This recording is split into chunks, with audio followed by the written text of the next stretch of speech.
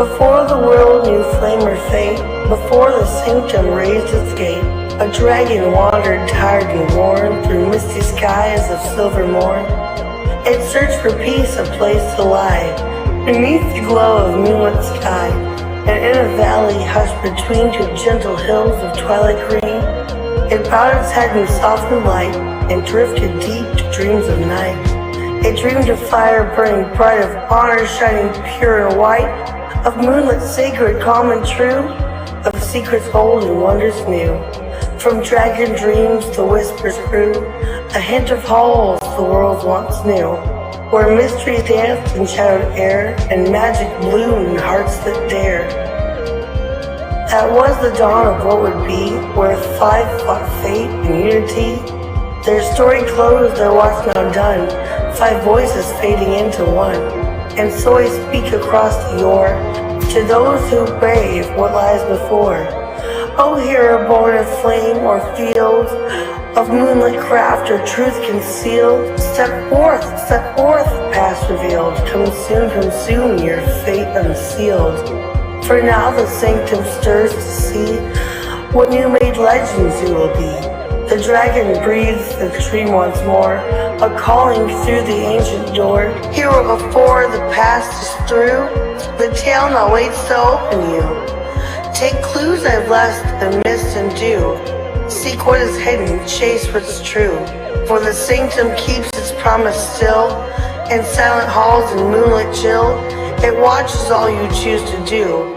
And it's long been waiting here for you.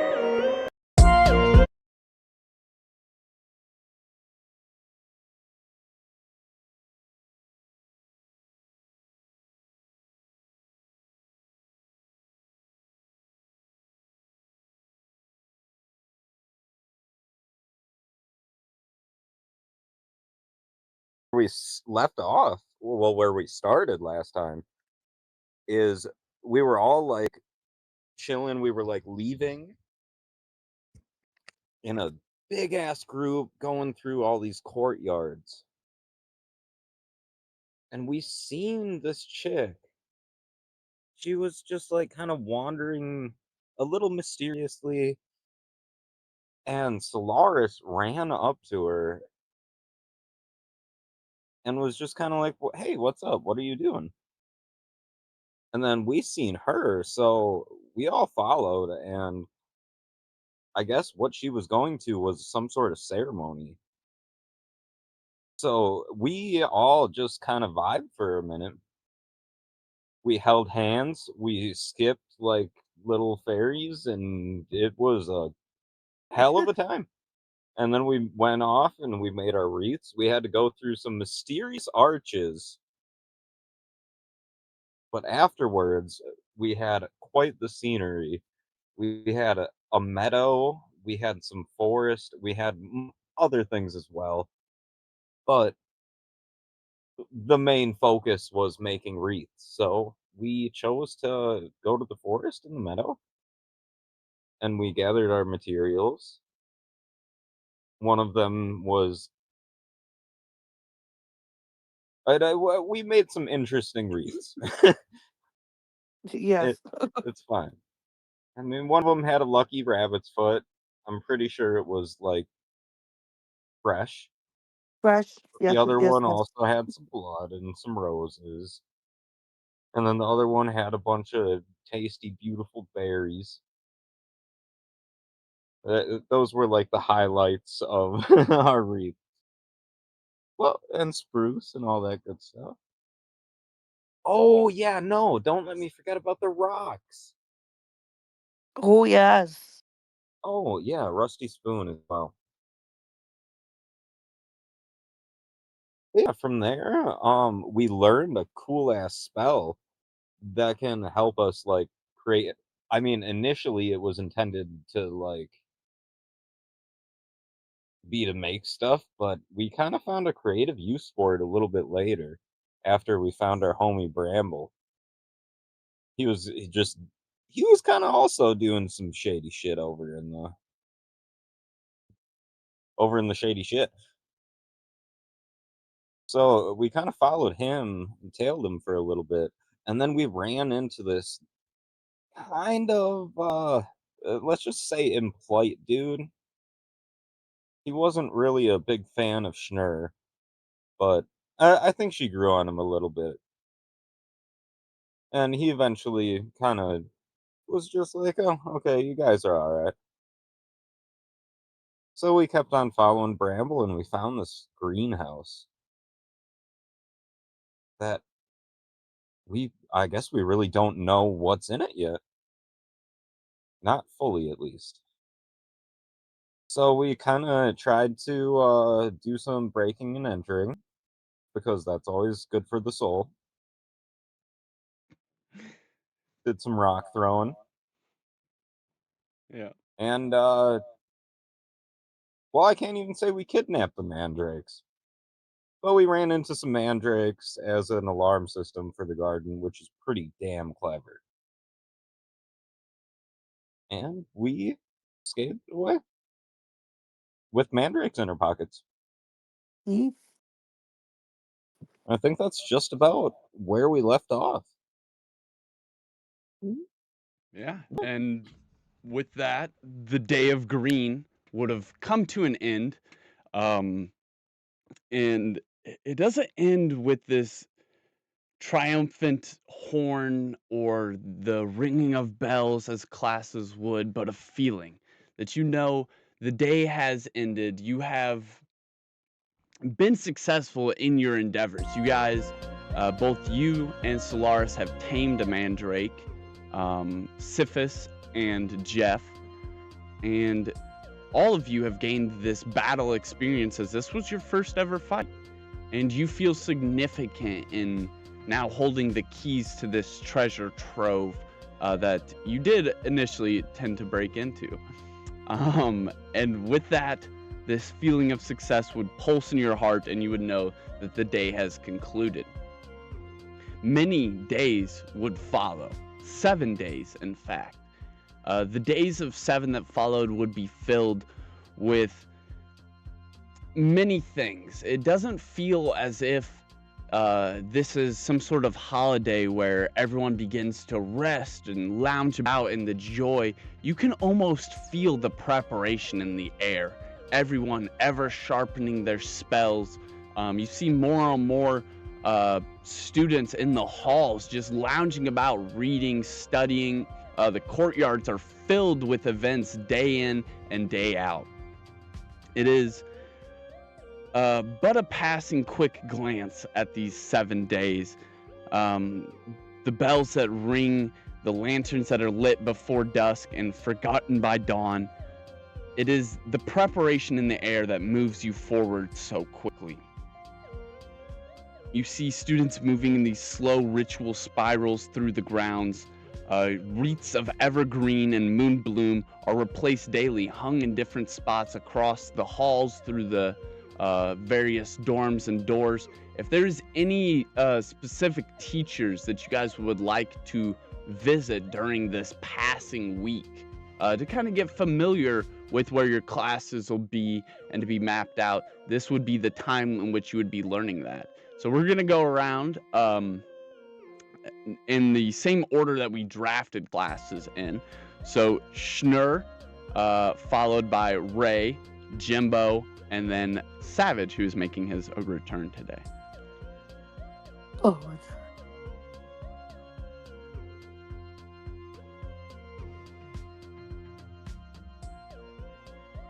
I think that I shall go and find my good old pal for my dark arts class. Varian Thornshade. Yes, Mr. Thornshed. So, by this time, instruction ledgers, pieces of paper that look very familiar to the books that you guys filled out when you originally got here, have made their way into these tables that adorn each of your resting spots in the actual dormitories. And this pamphlet would give you a layout of genuinely how to get you to these 4 core classes, and then at the bottom, additional instructions for how to make it to your 5th class that you've selected as your elective. And so this information would become present to you now. The Varian Thornshade is the teacher of Shadow Arts and Umbral Studies. Umbral Studies is a later class, but you have selected Shadow Arts. And this classroom is located in the Mirror Ward, which is the same place that your Defensive Arts class is as well. It's a big room that is just up the stairs from where the main feast area is, just up those big stairs that kind of arched around and took you by the medical wing. But the more grandioso stairs, the bigger, larger, more grand ones, center of the room. Just up and above those is where the defensive room is, kind of back there in one of these side hallways. But this room is long, encapsulating, not measuring to the space you would think from the door on the outside and it just being off the side of one of these halls, but this long, giant cathedral of a room that stretches on and on and on and on. Maybe for what seems like 700, 800 feet. I mean, it is just gigantically ill-proportionate to what you would think. Large mirrors hanging the walls or maybe embedded into them. It's rather hard to tell, as this magical ripple in the middle of the mirrors is more entrancing than the details surrounding how it sits affixed to the wall. And these large mirrors that adorn the walls all the way down, directly to the right of where you enter into, there is a long walkway that is greeted to the side by L-shaped desk that is kind of carved up out of this white marble-looking rock. Very, very grand and bright in this silver and darkened brick room. You see the same adorning lanterns that carry down the hallways, this magical fire sputtering amidst them. Balanced, every couple mirrors or so every 2 or 3 mirrors, there's a lantern hanging on the wall in between. And then just the large grand walkway in the very middle of the room. And then Varian Thornshade, he'd be lounging around in here from time to time. Still things for him to do, though he's not teaching. He would know that students are going to be finding their ways to their classroom and stuff, so he would kind of just be waiting, maybe scribbling in a journal, the soft etching of his quill, magically writing his thoughts down as he monologues out loud. Are you accompanied with Jimbo on this venture? Both of you kind of trot in. I do not believe so. I'm very interested in Aetherfolk. I think that could be very fun. And what was the other one? All right, well, it wasn't Thornshade. I was kind of intrigued by Quillrite. We'll give everyone a chance. That's We're cool. going in the same order we drafted classes, so it's Schnur, Ray, Jimbo, Savage. But I was just asking if you were going to be with her on this expedition. Expedious expedition. So Thornshade is there writing with this magic quill that's transcribing his thoughts down into a book. In Schnur, you enter into this large hall of mirrors. Wow. Well, what's poppin', Prof? The Fae. Did not expect a meeting from you so quickly after our exchange. Thought I might have scared you off. Though Nah. you are fond of the unexpected, aren't you? Well, yes. Is there anything I can help you with, Figured I'd- Mrs. Schiffless? Sniffless. I thought I'd come get acquainted with the classroom and see if there's anything that may have popped up that I should be prepared for.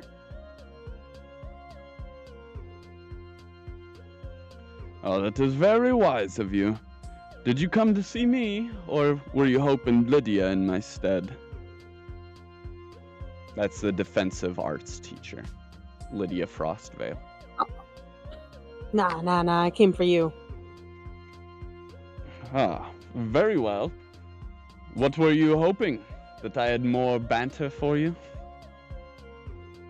Well, I was hoping you could kind of show me around the classroom and tell me what I should be prepared for in here.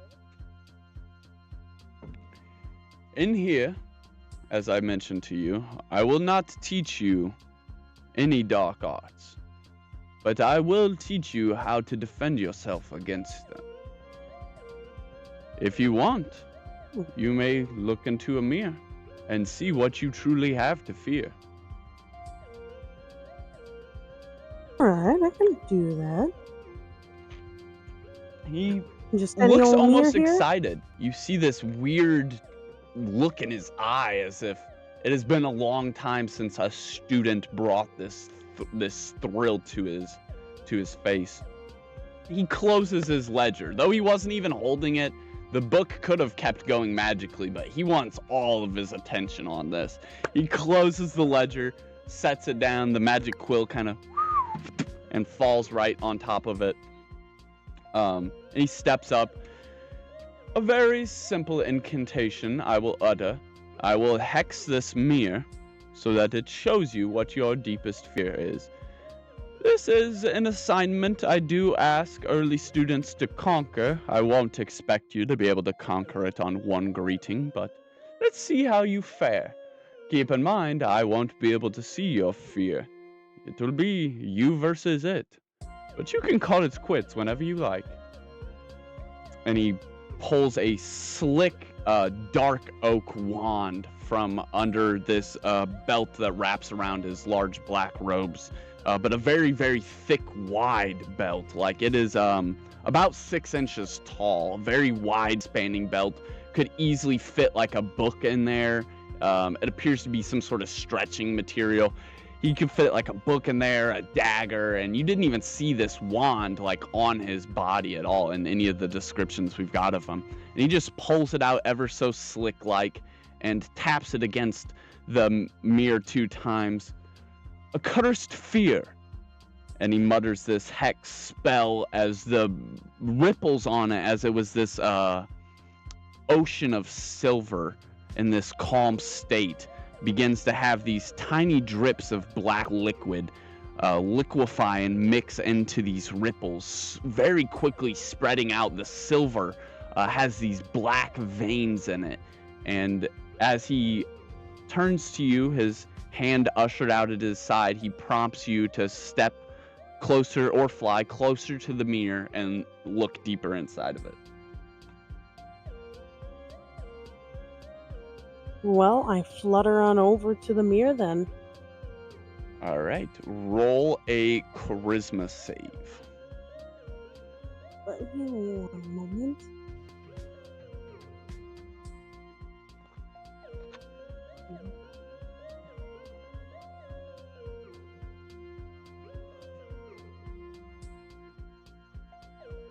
I got a 3. So the DC save was 29,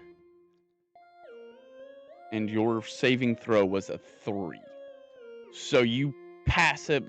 You fail it by basically an immeasurable amount.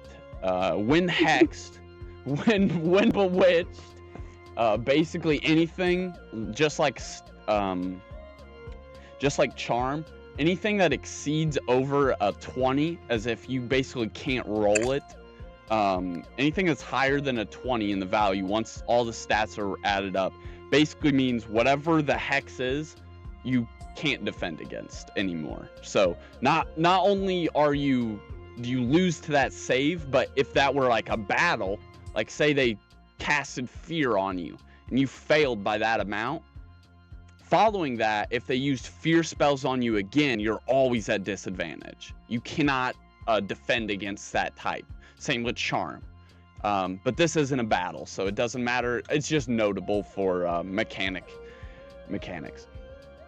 Anyways, as you float up and flutter, looking deep into these black veins that are spreading out like a sickness across this sea of silver, the silver rapidly envelops into this black hole that seems to leap out and swallow you whole. In this black void that it has left you in, you are not floating, not flying, not falling, but gravity is pulling you in every direction. With no source of where to go, you are lost in infinite darkness. The only thing you can see is even darker than the black of this infinite sea is a dark silhouette. A hunched over figure, giant blades protruding out of its back. It gets closer to you, and closer, and closer, and closer. Gobble, gobble. And then Silith dehexes it, the mirror deactivates, and you're staring back into this sea of silver as the mirror ripples blatantly back, slowing just enough that you can see your reflection. The fear draped across your face. You almost look like you're brought to tears. You're just that terrified and completely unable to do anything.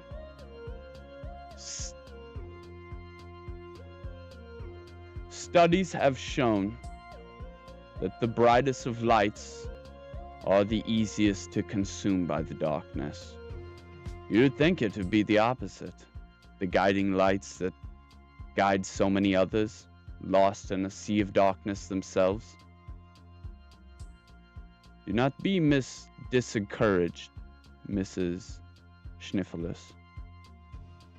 These are the very things I will help you learn to defend yourself against. That spark of charm or excitement in his eye has dissipated into a look of extreme concern.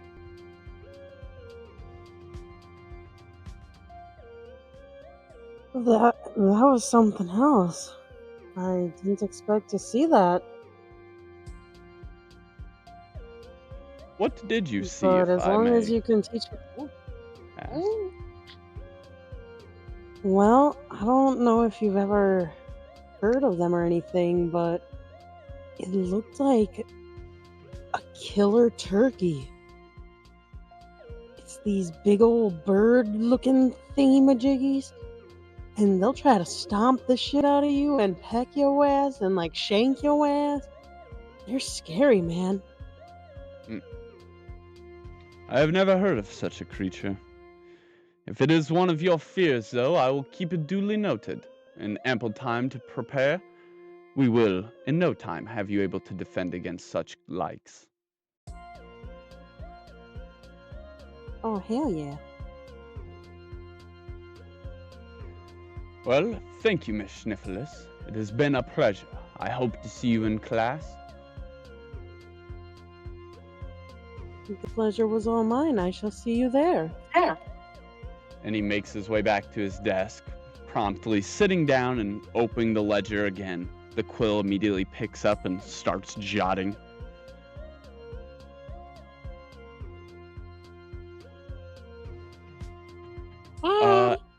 And yes, that was awesome. Bravo. On to Solaris. What teacher or room or area would you like to have made your way to? Much like how Schnur had a page, a small paper, just like from the ledger you guys originally wrote in, is prompted, gives you your 4 main classes as well, and then also your elective at the very bottom. And at this time, you would find out that the Beast Studies area is also in the Verdant courtyard. It is notably on the west side, which is the opposite side that you guys traveled to go to the greenhouse. Okay, I would like to go see my professor, Haim Verdant. Let's go visit him. Yes, and you would be able to retrace your steps just like on the day of the green and make your way back to the Verdant courtyard Cool. and back through the arches, and this time heading the opposite way. Instead of heading up the hill that you're immediately at the slope of, you continue along this flat that continues out towards the city of the ring, but not quite. You're not that far away from the school, but as you get farther and farther and farther along this flat, just off in the distance, you can see the rigid outline of what looks like stables and some sort of farmhouse, large giant structures on the sky silhouetted with shadows, their peaks very, very high above the farmhouse and the stables, and some sort of giant elongated barn looking structure just off in the distance. And you're able to make your way over there in about a half a day's travel, getting there getting there probably 3 in the afternoon or so. You're able to make your way there, and outside you would see various different animals. I mean, as you're approaching from like the main entryway, you see these long fields, much like the flower meadows, but these ones are mixed in with so many different grains. You see wheat and barley and so many different types of grains just sticking up in these pastures of flowers and grass. And as it gets closer and closer and closer, a lot of these fields start to fade into just these grains and different stalks. Very, very foreign looking, different types of plants that you maybe wouldn't just see about in the forest. And maybe some that you wouldn't, that would look even foreign if you were around the Riverwood area. Some like that we could clearly see was just wheat, but some of this just looks odds and ends different. Some of the large stalks that are coming out have these large green arching canopies of different like oats hanging down underneath of them, in like these bundles that are underneath the leaf. Very foreign looking plants. As you make your way closer and closer to the stables, you would see the outlines of these fences as well. Different areas pasturized off for different roaming. You would see like a two-headed cow, multiple two-headed cows, all kinds of different animals and creatures hanging about.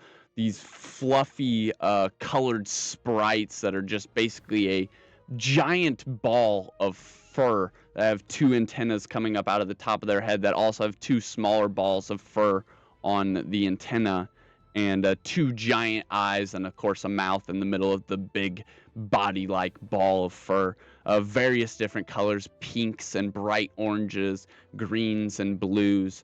They're like just hopping through some of these pastures, and these two-headed cows, all kinds of different creatures as you make your way up to the centralized part where the farmhouse you could see is. There's like a barn off to the side, and stables are just behind that barn there, but even farther over to the right as you're walking up.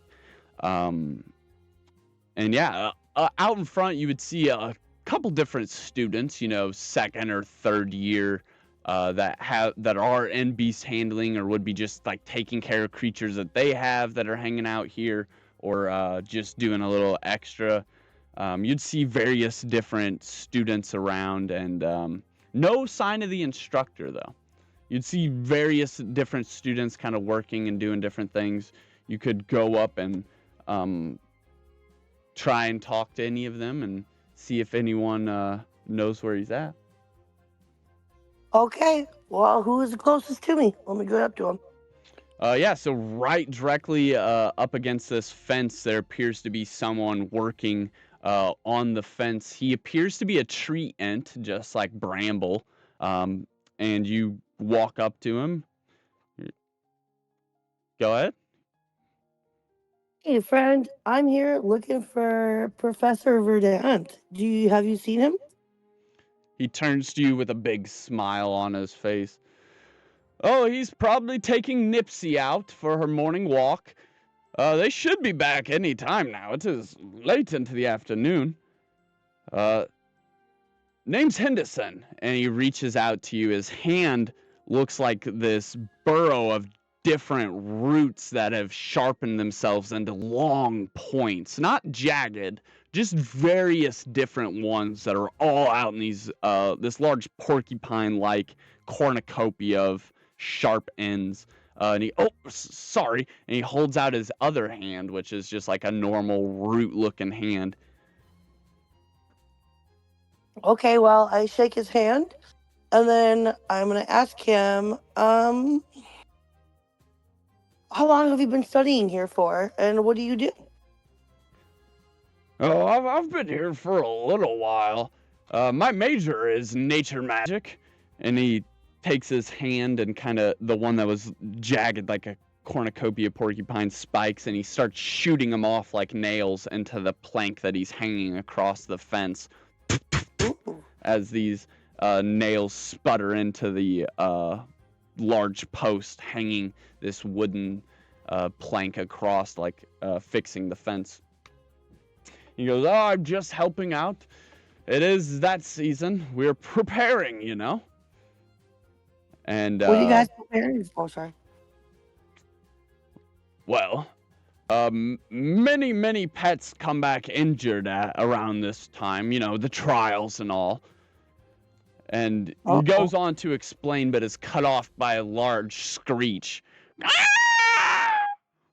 And you hear, ha!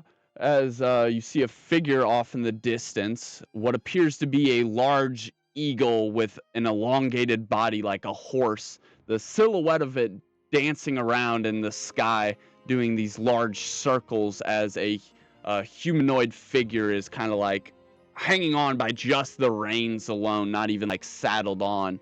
And just like flipping around, doing these large circles before it comes fully into view, and a rather rushed landing. This griffin comes down mere inches from you guys and to the main walkway up towards the farmhouse, sputtering in the dirt trail, kicking up a huge cloud of dust behind it as its wings flap and kick the dust away, making sure none of it lands on it itself.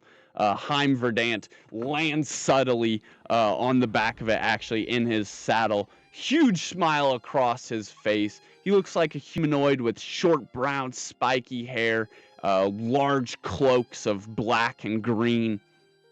Then they're just like wavering over the back of him, completely distraught, hanging loosely on him at this point.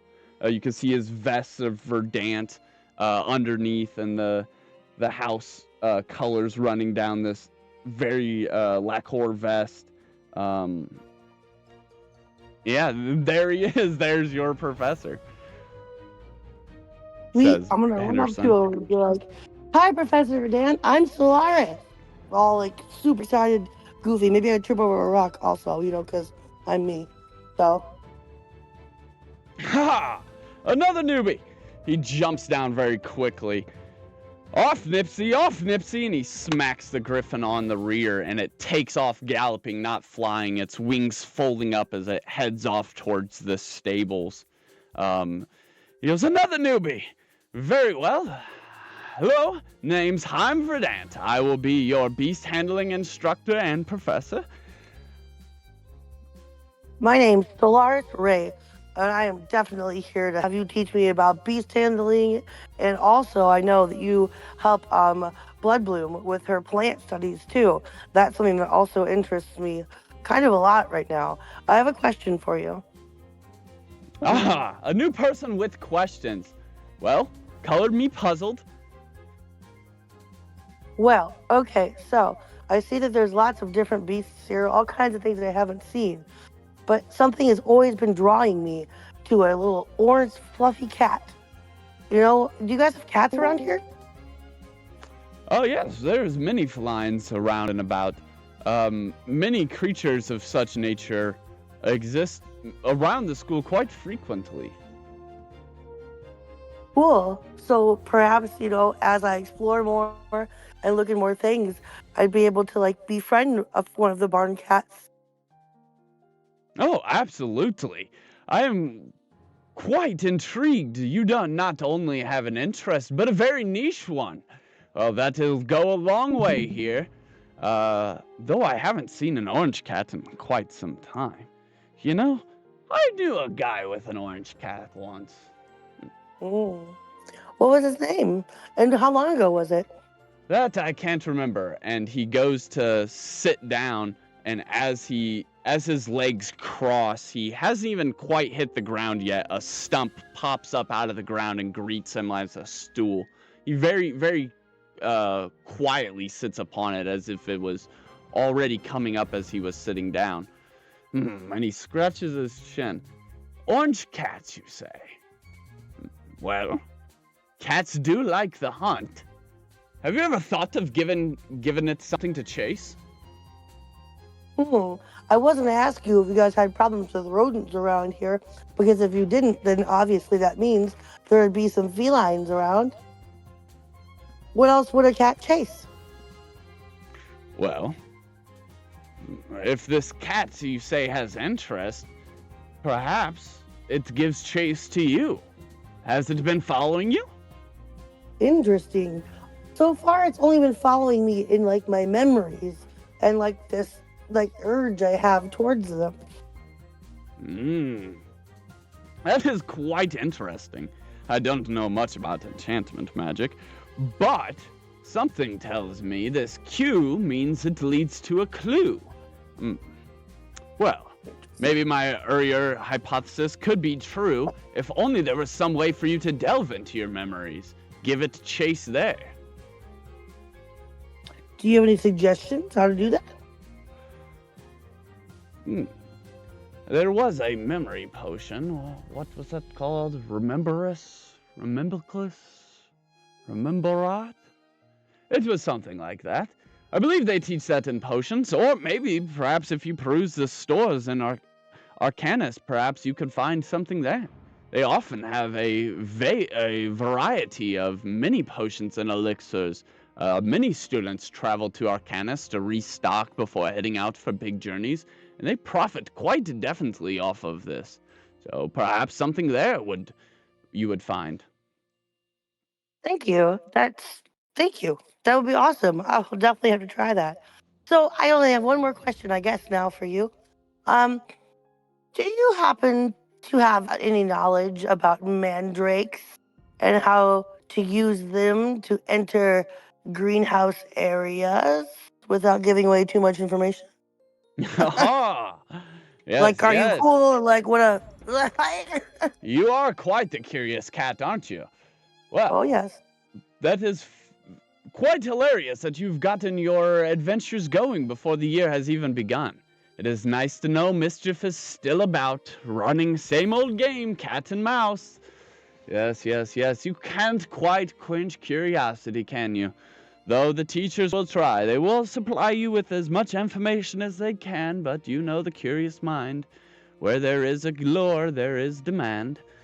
But as for the greenhouse, yes, I do remember being a young rapscallion myself, and I do remember getting in a little earlier than I was allowed access. I was never punished. I believe the door only requires someone who has the inclination to do so. As long as you access it by such means, I don't believe a problem would arise. Well, thank you very much. I'm real excited to do classes and stuff with you, but now I might have some mischief to get into. Thank you. Hope you do well with your crazy bird over there. He looked quite the rapscallion. Mrs. Ray, though, if I'm so inclined, you wouldn't happen to have a mandrake on you, would you? You know, I don't know if I want to reveal that information. pets need an oasis, a place that they can be about. Your magical bond cannot remain at all times. So if Huh? your beast bond is not acquired adequately, who's to say the mandrake doesn't start screaming in the middle of the night? It'd be very Ooh. hard for you to keep a steady head on your shoulders if this were to interrupt your studies. Might I suggest maybe leaving him here in the pasture? He'll always be here for you to return to. Your secret's safe with me. And he winks. I was once a young rapscallion, after all. And with that, he takes off. There's a nice empty pasture to the what appears to be an empty pasture to the left that is again with these fences around it, and all you can see in it is these sprout-like leaves that remind you very much of the mandrake that's kind of like in in your robes or wherever you're currently hiding it. Okay. So, I guess I'll leave him in the pasture, and the pasture is in the. I have so many notes. The pasture. You can just put that it's near the stables. Okay, in the pasture. Okay, sweet. Yeah, I'll leave him in the pasture near the stables, so he doesn't harsh my buzz for now. In case, yes. Yes. And with that, Haim has set off towards that ranch-style house, and the other students are various at work. And then we would go over to Jimbo. Well, good sir. I'm really curious about Moonlord because I would like to learn a little bit more about where I came from. Okay. Mm-hmm. So I'm curious where to go about that. I hear about Aether folk. Might I suggest the Amber Coil Library? All the information that you wish to peruse is there somewhere. I think before I do anything, I'm going to stop at the room and drop some things off. All right. If We I can may. we can hash out what you dropped off later. In the Oh, this might be important. Okay. Yes. So can we're saying we're in the room, right? In your space room or in the dormitories? In the space room. All right. Oh, this is terrible. Uh-oh. We're gonna stab the mandrake in the God. face. Okay. Try to kill it and stuff in our fucking safe.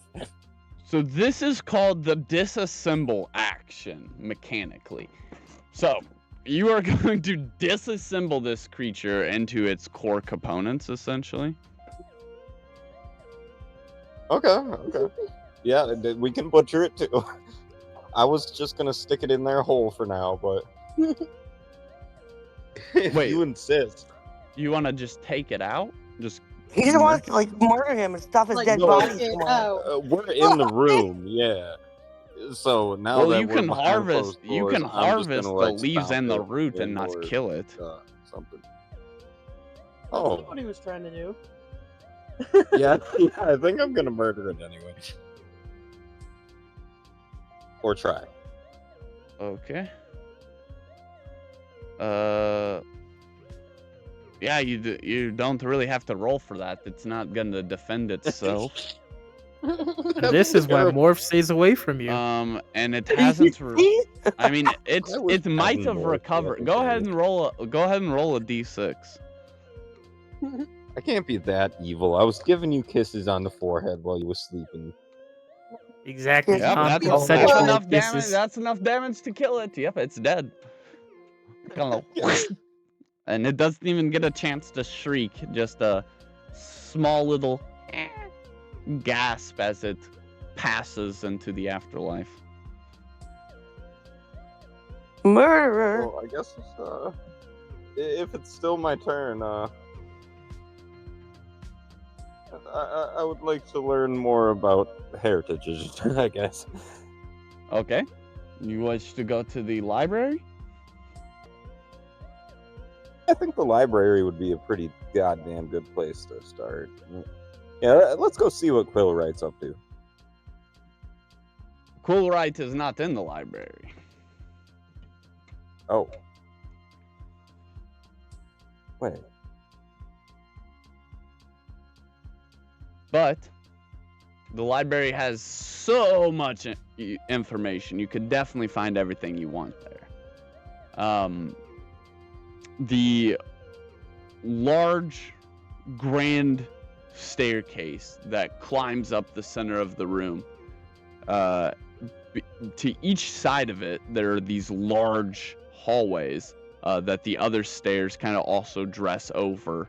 But just along those hallways, behind the stairs, there is a rather large door. It is some sort of red wood with darkened stains of brown, dressed up with golden handles and golden trim. It is a very bright, vibrant, warm-looking door to the rest of the color palette of the castle so far. And these two big square doors with golden handles open as you walk up. Both of them opening into a large library. As you walk up into the library, the large middle portion is this giant glowing eternal flame of bright red and orange, burning so hot that you see flickers of blue and white as it wraps and spirals. It is massive. The peak of its flames reaching 25 feet into the air.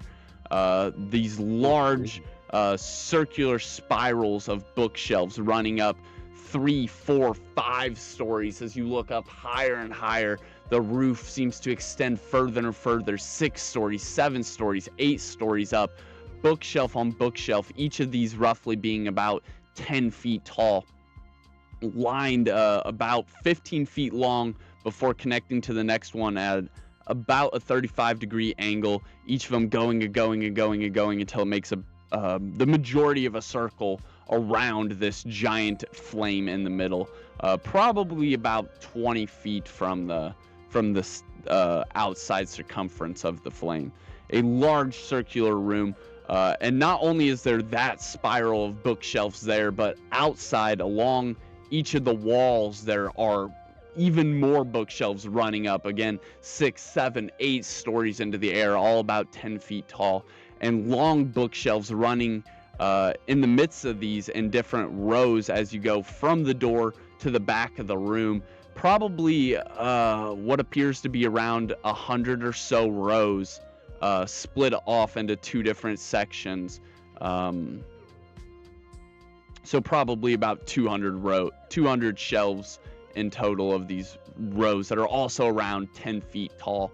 So many books.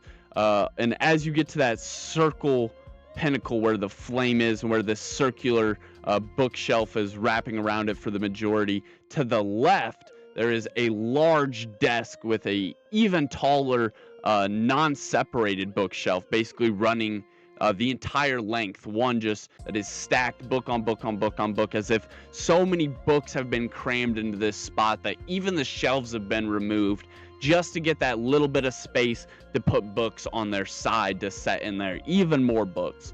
A very, very, very, very tall, singular, compact area of these books, and scrolls shoved into the various different corners and areas where there would be almost like a cobblestone road. And behind this desk, in front of this very large plateau of books, is a shadow veil with long white hair. We've seen her at the feast, and it's like all honeycombed up, literal needles with scrolls on the end of them wrapped in these ribbons bound through her hair, holding it up in different areas. Like layer on layer on layer, giant beehive type hairdo. And she is sitting there with multiple of these ledgers and floating quills, transcribing all of her different thoughts across multiple different books at the same time as you walk up, Jimbo. Well, miss, do you use the Dewey Decimal System? She looks You've down gotta be in charge over here, the right? side at you. Oh, a moonfolk. How is your day going? I am Madam Inkvale. I am the head librarian here. Well, I'd say it's a pretty fantastic day. We do not have a Dewey Decimal System. This is all organized by year. Many various different generations after generations have chronicled their journeys and their know-how here through the different years and generations. Rather unorganized, I know, but we have the best assistant known to all of wizard kind. Simply May I ask... be introduced? Huh? To the assistant. Oh, yes. Simply ask for a book and he will appear and try his best to help you. So where is our assistant? And her eyes glance up towards the climbing ceiling of books, far off into the sky. As I said, it keeps going. You keep seeing it get higher and higher. 10 stories, 11 stories, 12 stories. The more you focus, the higher you see this room climb. So the knowledge is infinite, huh? It could be bewitched, Well- much like the verdant courtyard is, to literally, yes, expand for... We have no idea how far.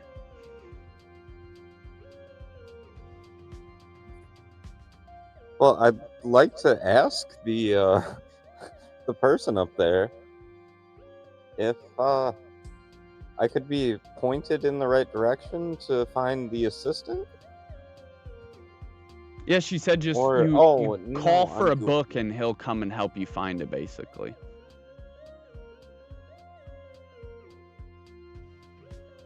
I would like to request a book on the detect magic spell. Okay.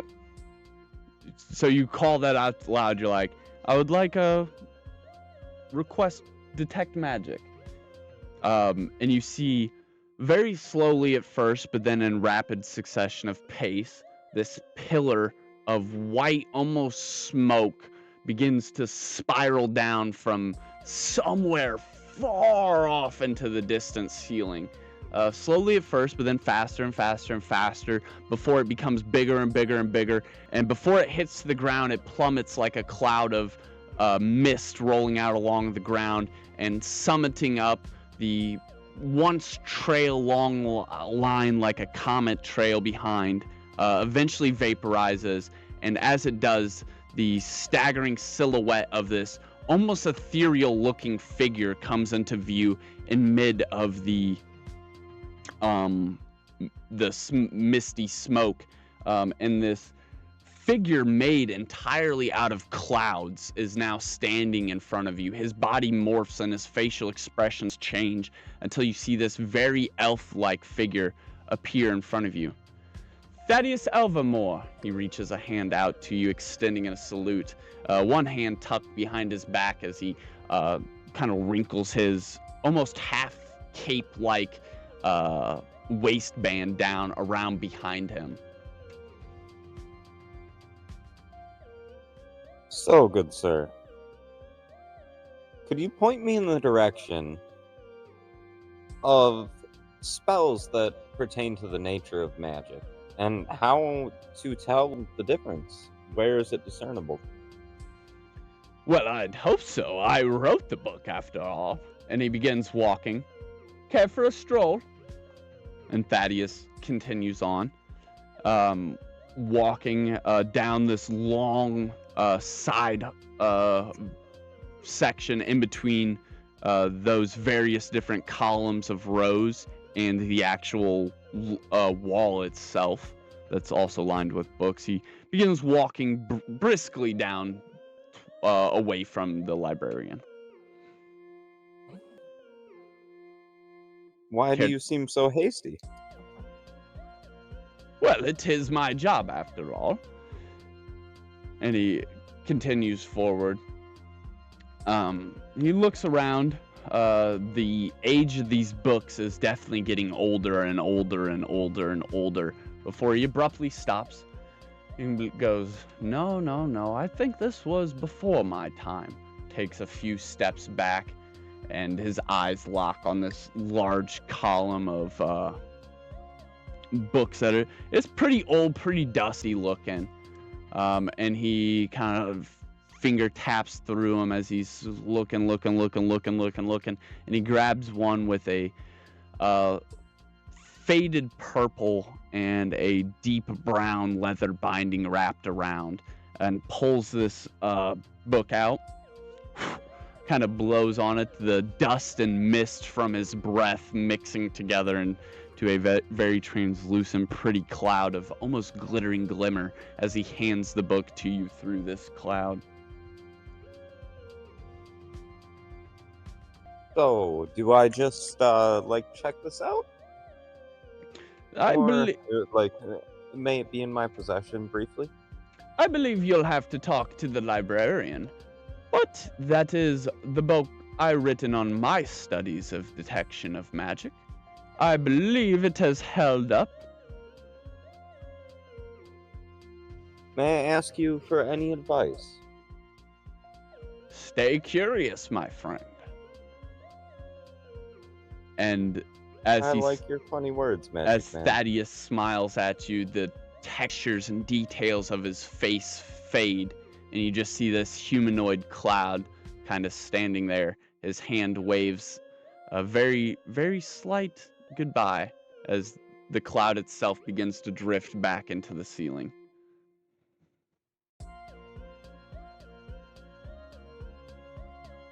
Well, I guess let's go downstairs. Let's go down a lot of stairs. You mean Talk back to this the librarian? Yeah. Well, Yeah, back down the actually- hallway. There weren't no stairs. Oh, we never went upstairs. My bad. You have to find your own way up. There are no stairs. But yeah, Climb up the bookshelves?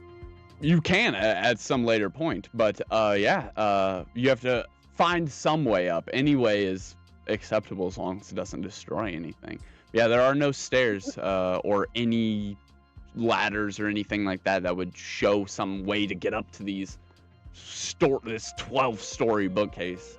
It's very, very weird detail that you caught on to there. But yeah, I can think of something I could throw to find me, though. you would be able to walk back down the hallway you came, though, and not hallway, but this section of books. You'd be able to walk back down it and talk to the librarian, Madam Inkvale, if you would like to try and check this book out. Madam Inkvale. If I may, I would like to take this book with me. As long as I return it, that shouldn't be a problem, right? Yes, you may have up to 2 books out at any time. I will write down your information real quick, Mr. Clover. Clover. That's right. As you go to say this, a different book has slid into your view. You see the book you chronicled all your information into. It hovers briefly in front of her gaze, giving her the information that she was seeking as she's like putting together who you are. You see that very same book that you chronicled your information in at the beginning kind of float past her gaze before closing and putting itself up in somewhere in the bookshelf behind her. Oh, it looks so beautiful too. And she continues to write down your information in a different long scroll-like paper, magically with this quill floating, of course. She goes, yes, you may check that out. There is no return date, but you may only have 2 out at any time. And I believe you will like that one, Mr. Clover. Thaddeus was very smart, very ahead of his time, and many of his works still hold up to this day. I'm glad that our friend Cloud could help you find that.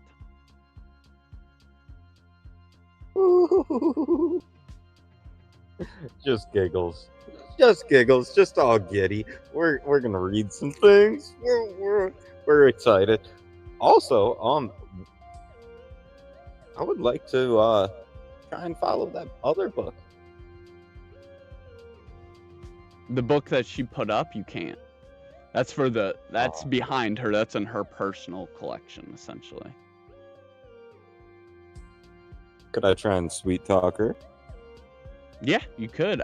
I mean, it's literally exactly what you know it to be. It is just the very information you have already written down. That's all it is.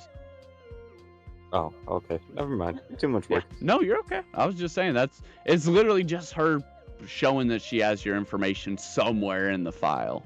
It's somewhere in there. But yeah, I mean, you could look at it. You can't check it out, but if you could somehow sweet talk her into looking at it, and it would show you that it is, just your information you've already chronicled. And then she would put it back up there. And yeah, that would. Did you enjoy meeting our friend Cloud? Now you understand why I couldn't introduce him myself. He appears as whoever you need to instruct you to whatever knowledge you seek. That is the beauty of our assistant, Mr. Cloud. He is a very great friend to have indeed. It's very mysterious. That's fun. And with that, I suggest you be on your way. Much to read, young lad, she says as she smiles and leans back into her tall perched chair. Yeah, I'm gonna put this right in my drawer next to the cheese. All right. And that takes us to Savage, Vero. And Vero, we're actually going to do something a little bit special for, potentially in a different episode. We're going to figure out exactly what was going on with Vero during this little bit of a time skip. But if there's anything in specific you would like to have done, Vero, you may. I would like to go and speak with the headmistress. The dormitory mother or the head magistrate? Head magistrate. All right, Selena Aethercrest is, you probably wouldn't have gained information as to where his office is, but by being in the time that you had in the hospital and it being a couple days, you could have definitely asked Tallius, and Father Tallius could have provided you with where the information for where the head magistrate's office would be.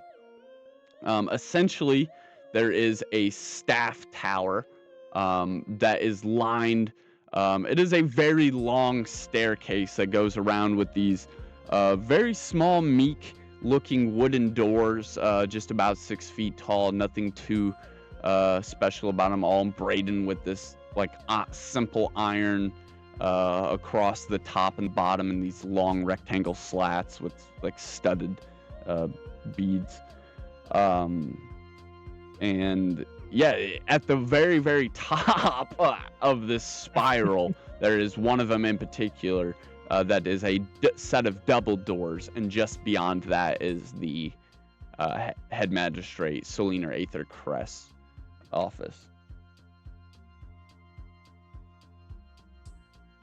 So as you get up to these large doors, these ones don't open automatically. You have to have intention. And you'd have to like push them open and have the thought like, I need to get in here. And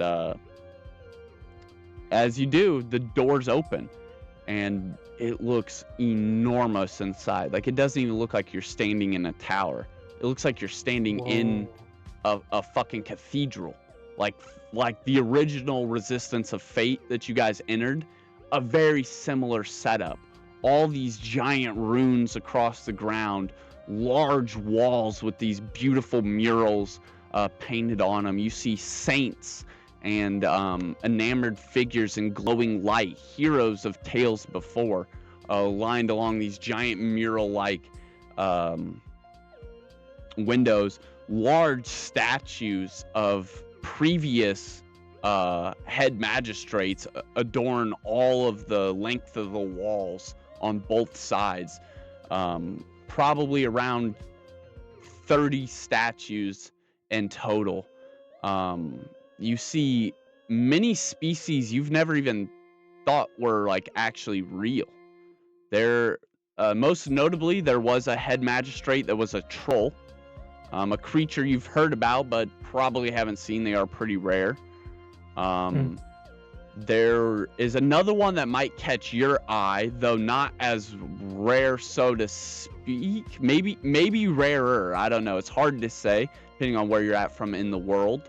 But there is what appears to be a dragonborn, some humanoid, draconic-looking figure, and just tons of these beautiful-looking statues carved of the previous head magistrates. And at the very end, there is, of course, a giant desk, and behind it, in these beautiful golden and silver cloaks with white fur around the top and this giant bundle around his neck, is the High Elf Soliner Aethercrest. And as Vero's looking around, he takes a look at the Dragonborn and instinctively like acknowledges that, you know, even people like that deserve respect. He wasn't born that way, you know, Soliner says, noticing your ambiguity towards the statue. Magic has a harsh reality, but he was a hero nonetheless. Well, I can tell he was very powerful and strong, so anyone like that has my respect. On the note of respect, I'd like to know how you found me and gave me this letter. And I pull out the letter that either is just a plain piece of paper now, because the ink is no longer there. Many are curious as to how we scout our applicants. You would understand why I couldn't just reveal that. It would put potential future applicants in danger to have that information just floating around out there. But no, from the moment you were born, you were always meant to be here, and we are happy to have you. And then I accepted. I was like, acknowledge it. Like, okay. Is there any particular reason why I was here, or is it just because of my magical potential? Your family is one of the 4 core royalty families of the realm. As such, we have had open practice ever since the Dark Ages that the royalty be put first in the applicant list. However, things have changed as of late. With everything that has happened, the last years included, we believe all applicants must be truly tried and true tested.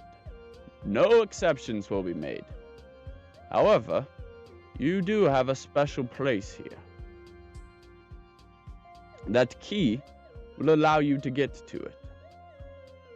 How you find it, though, well, that is up to you.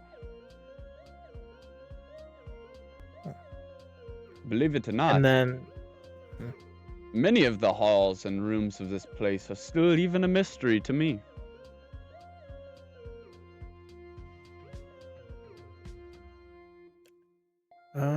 then I just look at the key, and like I just look at it in my hand and put it away. I was like, "What do you know about my father?"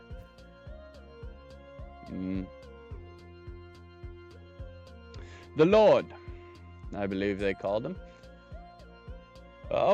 Vorx was a student here just before my time taking over as head magistrate. I believe he was a troubled child, but one with a good heart. He exceeded at many things. There was once a darkness that plagued our land. I'm sure you've heard the stories of the Great War and the cataclysm it caused. The backlash to many of those, much like our Archmage, Mr. Bloodbloom. Their families were in very much danger. Your father, he attempted to banish that danger.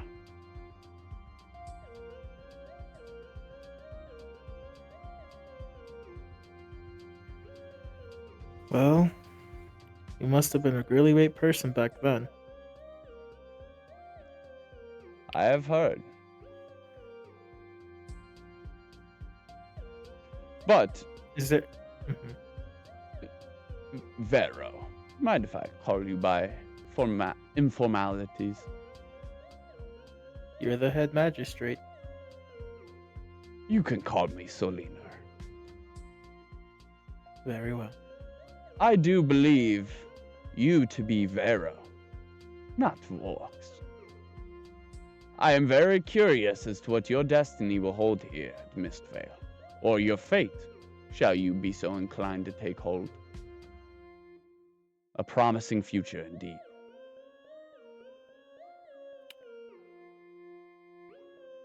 I look at the head magistrate. Thank you for your time, Solero. And I start to walk out. And he gives Like- a low-headed bow, and the doors of Fix open, and Before I walk out, I'll figure out what this key does, and I might let you in that secret. it would scratch an old itch for me. Thank you, Vero. I'll just walk out. And the doors close behind you, and with the doors a little bit better, north corridor heading basically down towards your dorms, and the east corridor heading basically to everything else you've gone to thus far. In the middle of the two is the central plaza area where the Grandioso staircases are, and directly to the opposite end of them, the main feast hall, where you guys have dinner almost every day in and out. You guys have never had such luxury in your lives. Any food, any drink, the amount of time prepared into this is astronomically unfathomable. These feasts that you guys have is not some magic conjured up, but actual food actually prepared, and there is just so many people working to provide so much food that the variety is basically infinitely vague. You couldn't even fathom the amount of different dishes that you could try here, as you would just continue to eat and eat and eat and drink your fill. I mean, these 10 days of wandering around and discovering things and eating and sleeping are the best treatment some of you have had in your journeys thus far.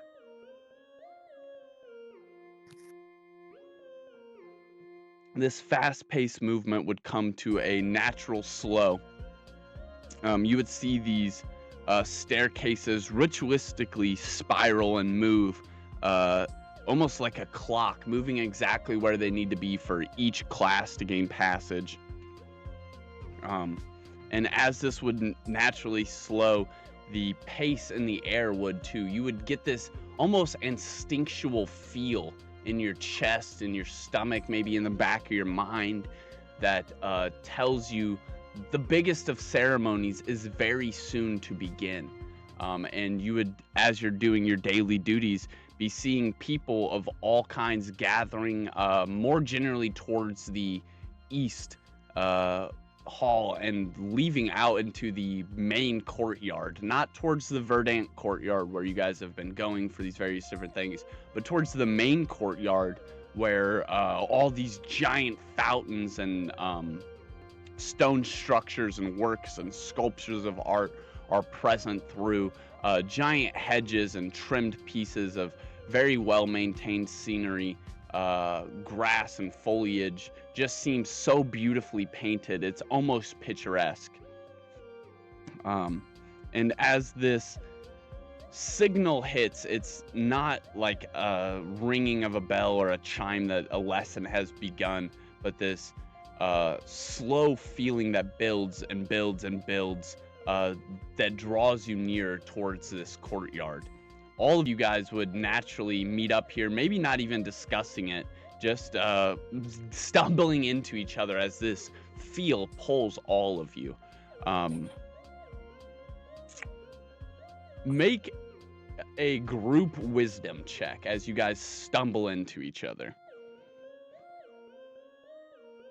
All right.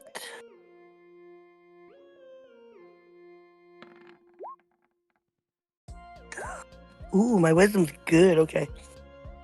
+4.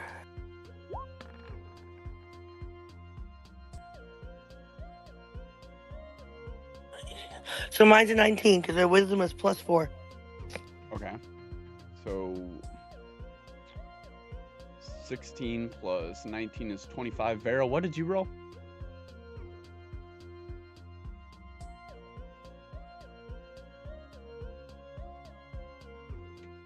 Vero got a 5. So 30. Perfect. Yeah, you guys all kind of get this nostalgic feeling. This call in your chest reminds you of the call of the forest. As the adventure had very first set upon you, you now feel a new one is just about to embark. Like you can feel you are on the cusp of everything changing and an entirely different story about to begin. And it feels exactly like the draw of the forest when the forest drew you in.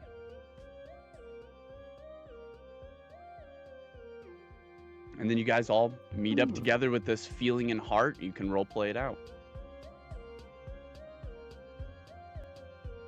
What are you Well, guys doing here? yeah, that's what I'm saying.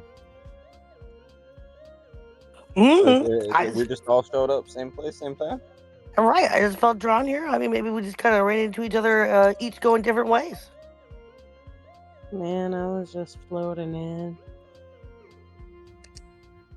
So what all y'all find out? Well, I went to go see my teacher, Professor Jaime Verdant, over by like the magical beast like stables. Dude, man, there are all kinds of different animals around here. Fluffy little bouncy antenna guys, a whole griffin, freaking 2-headed cows. I mean, it's pretty interesting. Not to mention, y'all like this too, because I know you like plants. There was all kinds of fields of barleys, wheats, and even all kinds of stuff that like vined together. There was like little wheats and barleys hanging from them. And that Pretty was much, straight on through that arch that we went through to Mr. Leach, yeah, right? yeah, Oh, kind all of right, like that. cool beans. Yeah.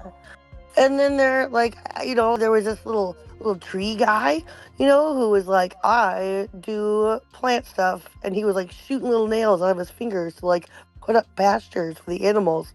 And then I talked to my professor, and I asked him a couple questions about my orange cat. Y'all know I'm very interested in. He said he remembers somebody having an orange cat, but not who it was, and it was a long time ago. And so there aren't like really any around he's seen lately, and kind of how to like I have to. Oh, y'all, we gotta stop at the potion store if y'all are interested, because he said there's a potion to help me remember stuff. And then pretty much he told me, oh, and I asked him about I secretly asked him about our mandrakes, and I left my guy in this field, so he's just chilling, happy, and if we ever need him, we can just go snatch his ass up. So that's what I found out, y'all. Yeah. I did something like the same with mine. Yeah, I heard a rumor somebody like chopped the mandrake or killed him. Right, like chopped him into bits and put him in the wall. Yeah, behind closed doors, man. Boy. Interesting. Hearsay.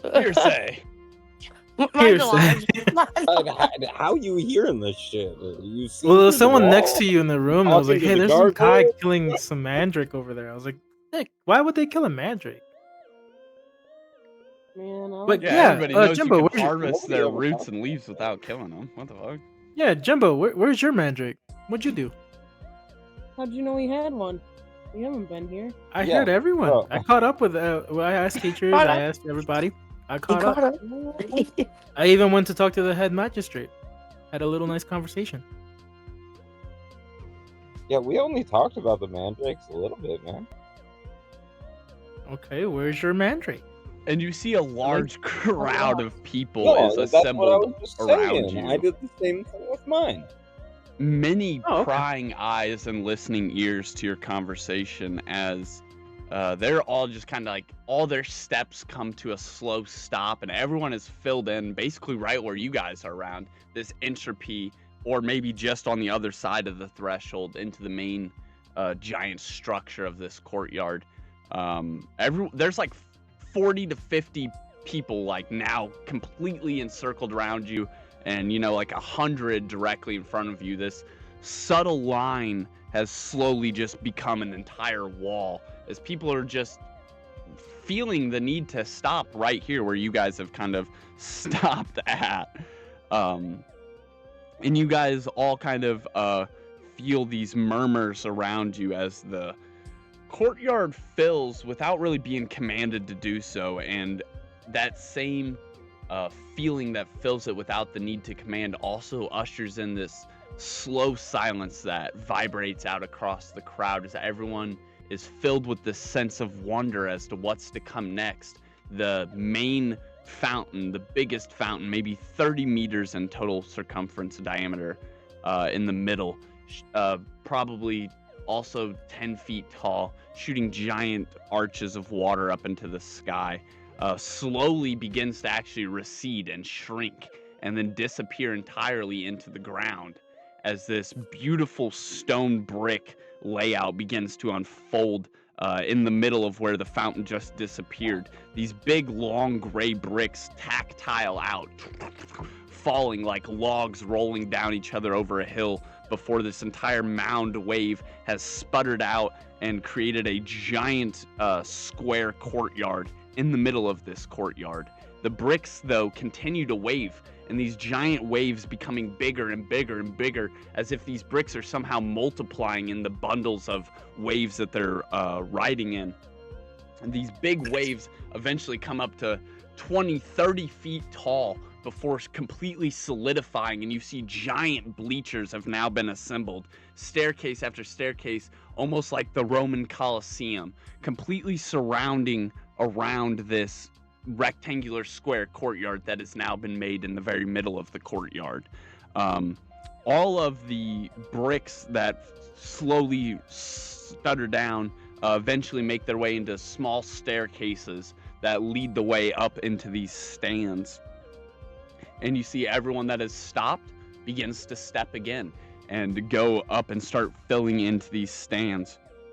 And in the very middle of the courtyard, you now see two people, not two people you would expect to see, but they're there nonetheless. Varian Thornshade and Solinar Aethercrest, the head teacher of Shadows and Umbral Studies, and of course the head magistrate himself. Both kind of standing in the middle, the magistrate's large golden scepter floating behind him, eventually coming into orbit just in front of him. As he begins to speak into it, his voice booms out across the crowd as if amplified by a microphone. A yearly rite has begun. Many of you are new, but many of you have been through this a time or two. And we know that as the year begins to conclude, we come here not to celebrate, but to hope, to praise those that push a step further. Though their disciplines have been done, though their classes passed, and whatever task they seek through the year complete, they have one trial ahead of them. One trial left to prove they have completed an entire year of magical discipline, and to begin the next, for those that survive, that is. Selena Aethercrest goes on. Just for a moment, you see Varian standing behind him, very stern. It almost looks like he's staring right at you guys. But then he disappears, and it is just the head magistrate continuing on this monologue. The section that is the farthest from you guys, where there is no bleachers, as you guys walk up to a bleacher on the left and the right, on the farthest side, there's a set of what appears to be much smaller assembled bleachers, and you see Varian Thornshade appear there. Along with him, many of the other teachers that you have seen up until this point, and a few that maybe you haven't. A stump-headed appearing guy with large burlap brown cloak, a small dwarven man with gray hair wrinkling around a centermost missing bald spot, and big, large monocle-like glasses sitting atop his forehead.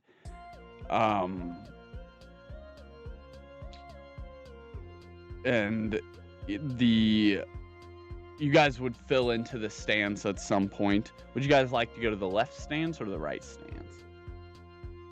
Who's in the left and who's in the right? That is a good question. Left. You could look around. I want to look around. All right, roll a insight check. Okay, am I inside? Is wisdom? Ooh, my insight is wisdom, which is +4. Sweet. Boom. What'd that be? My screen's small. Bam! Bam. 8. 8. Not much. It's better than a 4 though. So, Yeah. yeah. You saw that dice spin, like. On the right side, you see everybody that's been accompanying you up until this point. Many of the same names that were with you on your trek to the castle on the voyage in the boat. Feels like the And newbies. Okay. On the left side, you see the opposite dormitory cast and crew. And most notably, also Draylin, Draven, and Asaro. What do y'all think? You want to sit with a little more cultured, a little more been there longer people to ask I them don't know a why I question? called him Draven. Riven Blackmold. Yeah. Draylin and Asaro. Y'all Daryl think would you like want to to sit go next sit to with? Draylin. You do? But yeah, we're I going do. left. Okay. All right. Right. Yeah. I can All right. only assume she's on my shoulder. All right. I literally look at the person sitting next to Draylin on his right and just usher him to move to the Right, side. 'Cause I want to sit move. right on his right side. Yeah, and why would we not want to sit by Asaro, right? Yeah. Yeah. I think all of us should sit by Asaro. Yeah, let's do it. Okay, they Hell are yeah. on. I mean, okay, yeah. So Asaro would be like in the middle, but presume or on the left side, whatever. And then if Draylin's on the right side, you guys would have to like split, kind of. So you guys could sit either on the side that Draylin's on or on the side that Asaro's on. I would Daryl like goes to. to Draylin. May I sit in between them? Oh, that's what Riven would be sitting there, would he not? Riven's sitting somewhere. Oh with yeah, them. good point. I just want to be close enough to be able to have a Throw Riven down the conversation. bleachers. This is so awesome because this is Throw so. you down the This bleachers. is like That's so what we do. symbolic right Oh, now, and we bro. don't even know it yet. Yeah, Riven is in the All I- way somewhere. So you guys could all I either know sit is next to Varus Asaro and- or you could sit next to Draylin. He wants to sit next to Draylin. I Okay. think me and Shner and Jimbo want to sit next to Asaro. But Alright. we're all kind of close enough a little bit to have a conversation, kind of, right? Yeah. Yeah. Like, yeah, While you you know, guys we're are, like, hey. while the rest of the group is huddled up, I'm already Yeah, we making my only way to picked one Draylin. spot. Go. Oh, what did you say? Sorry. So yeah, you guys are able to make your way in there.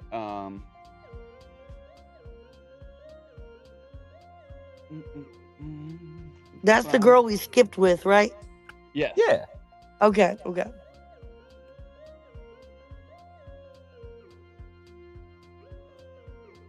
Trying to grab this really quick and pull it up. This is the courtyard you guys are in.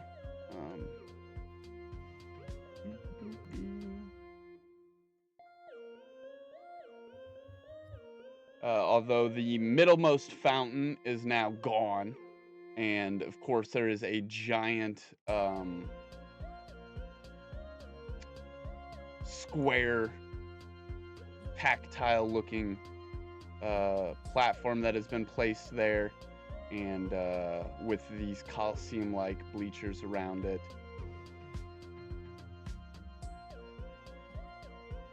And let me just send that to the back real quick so we can still see you guys. Let's get Vero in the picture here. I want to hang out with everyone over here, Vero. Yeah. And Morph. Morph. Yeah, we can't forget Morph. We still gotta find his glass shard things, and now we have our our thing, the constructs. We might be able to help, put them together. But then I'm sad that maybe if we put them together, he might leave. That is true. He might leave. Oh, I don't like that. So I guess he's gonna stay crippled so we can take control of him. You can't leave. You don't have any legs. I regret saying everything. I regret everything. Usually it's I regret nothing. I regret everything.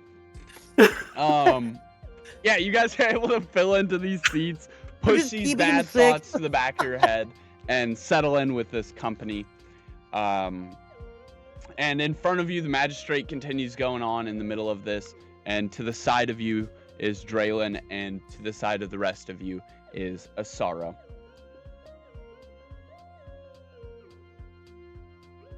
Are we talking are we? Yeah. Hey, right. Yeah. What's up, Asaro? Oh, it's my friends. Riven's Hi. like, friends? What are you talking about? Yeah, they were totally cool. I hung out with them in the whole day of the green. Riven's like, you're hanging out with people. Since when do you like people?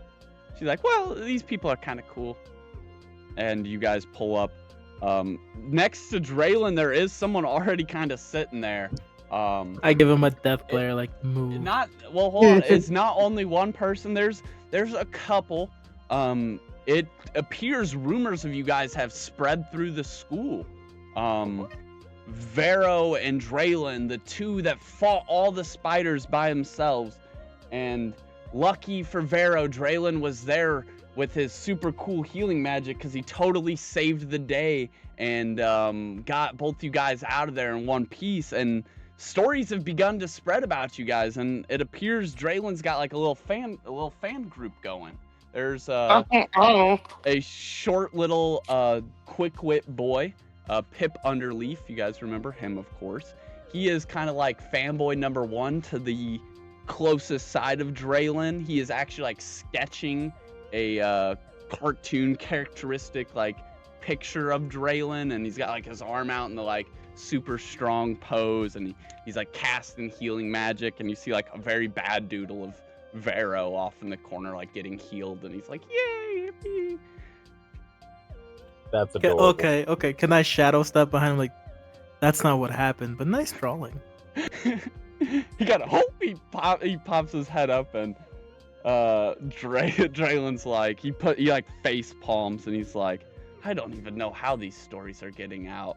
And Asaro starts blushing, and yeah, Pip like dashes to the side and gets out of the way. And yeah, you can definitely take that seat and just like shove everyone to the side. Absolutely.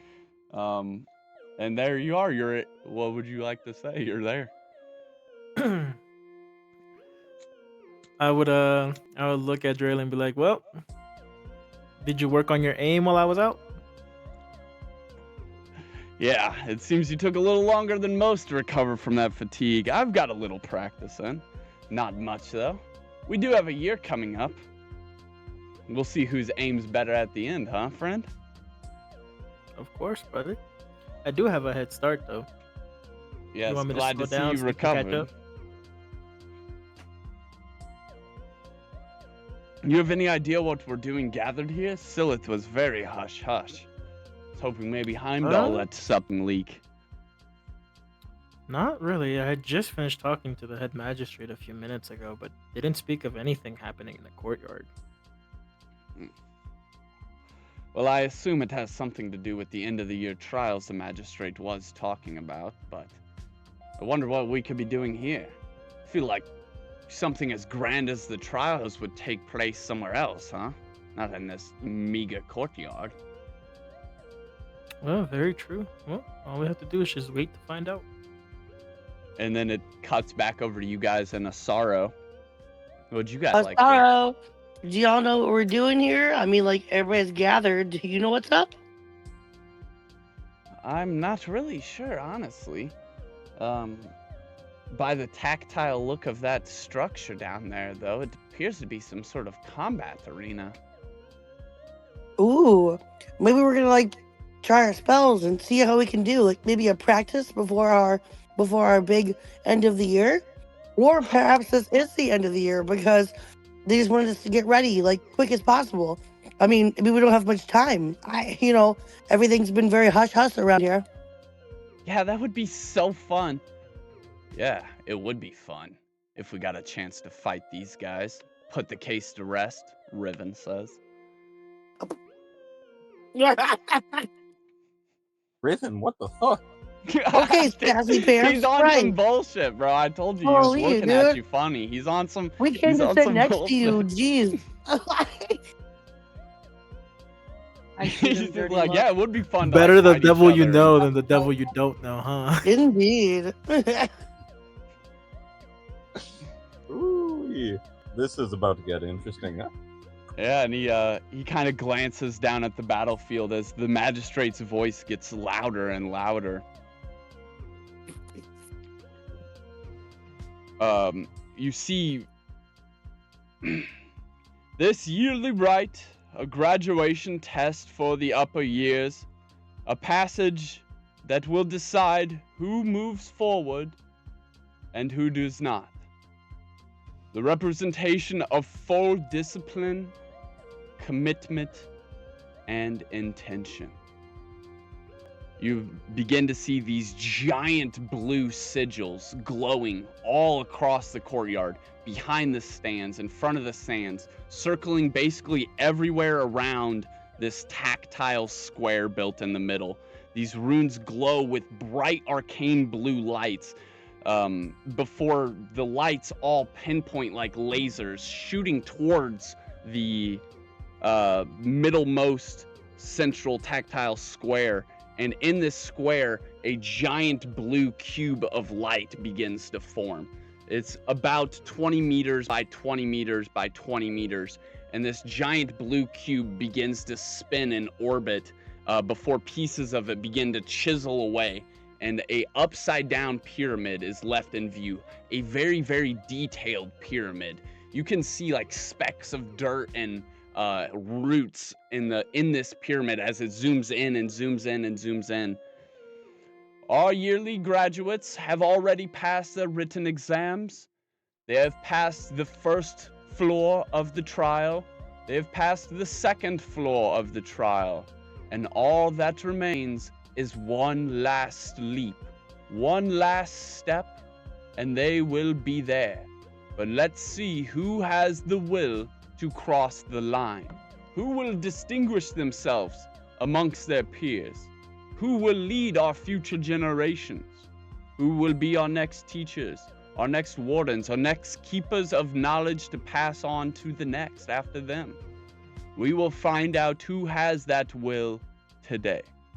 The crowd quiets.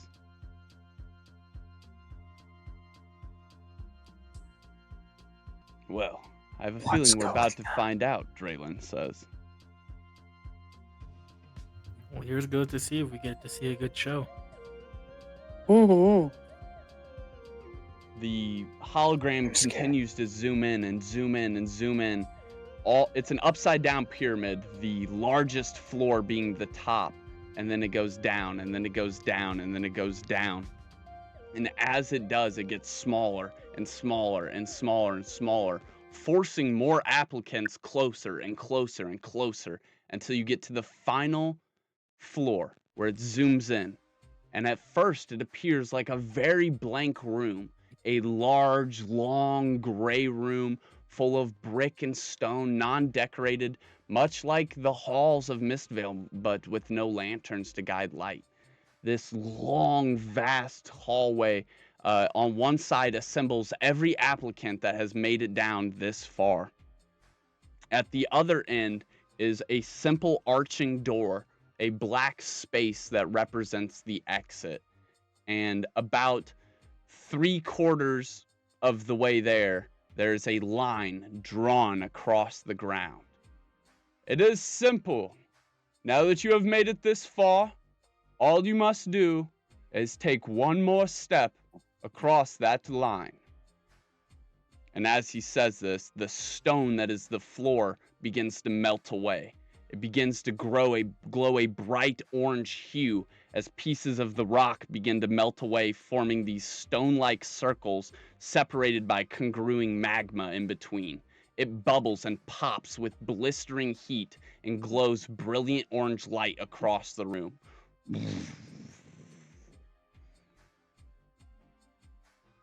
You may work together.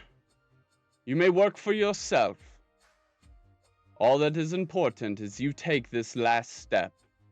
If you do not wish to step any further, turn around now, the magistrate says. To proceed is optional. To stop is allowed, and to turn back is a means of survival. Another wave of silence rushes across the crowd. Into view, far down in this chamber as it continues to zoom and zoom and zoom, we are introduced to Elira Fenwick, a 4th year. Warden Protection is her major. Her hands shake. Her spells are mainly centered around sigils that cast shields. You can see them in her blue and purple robes imbued across. She appears human. We can also see Brannick Colvane, a 5th year stonekin, very close to the shoulder of Elira, hovering over her. His body is made of stone, much like the stone that they walk across, and you can already see this visible heat radiating off of it. This heat turns into steam on his skin as he grins in defiance. We can see Seren Vale, a 3rd year divination major, clearly too young to be here, but whispers about him have rippled across the school. And he stands there steady, fixed, eyes locked on the line directly ahead of him, notably alone amongst his peers. The rest of them are kind of like grouped up a little bit. He appears to be just standing there kind of by himself. We also see Cale Thornmere. On contrast to being too young to be here, Cale is probably a little past the time you would think to be taking this trial. He has technically attended enough years that he should graduate, but he has never taken the trial before, or he hasn't passed. So we don't know which is true. All that we know is he is a very aged veteran. He's been here about 7 years and is still on the first trial attempt here. He is an elfling, silent skin, very pale skin. Very silent, pale skin. He is notably already busted up, bruised up, bleeding, scrapes across his cheek, big heavy breaths. He's hunched over trying to grab some breath back into his lungs. And there isn't a moment to do so. The trial is full-blown commenced. Other people begin darting across the room trying to jump from stone to stone. They leap and bound as they jump across this fiery crackle of of stone and lava. We're gonna just always do good guys first, dungeons second. So we'll roll a mass for the majority. Just to get an idea of how much danger is currently present. A D20 for what? No. It's Oh. well, that could be fun to have you guys roll for. That could be kind of fun. Okay, yeah, we'll do that. Oh, We'll do yes. that from here on. Whoops. Good thing we didn't do it for this one.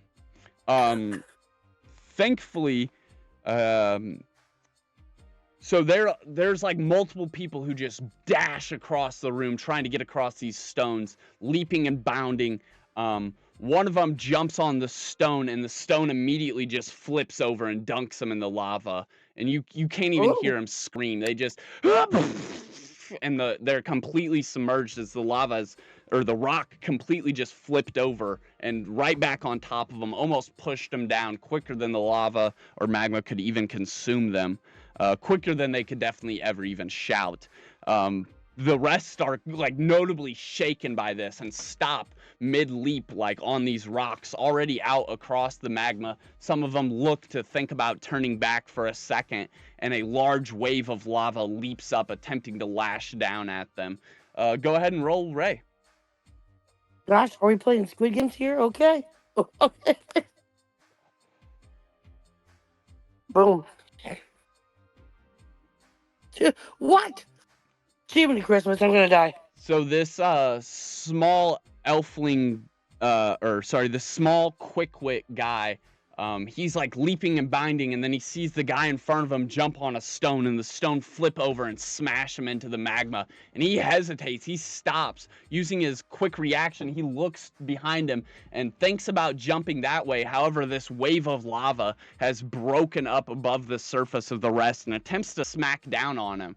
And just when it looks like he is dead, like it is absolutely over for him, Lyra, the chick with all the blue sigils across her robe, jumps onto the same stone, one of her sigils activating this blue energetic shield bursting across the stone, protecting her and the Quickwit as the lava wave smashes into it, fading off just as the magic spell dissipates, shattering into these fragments of light.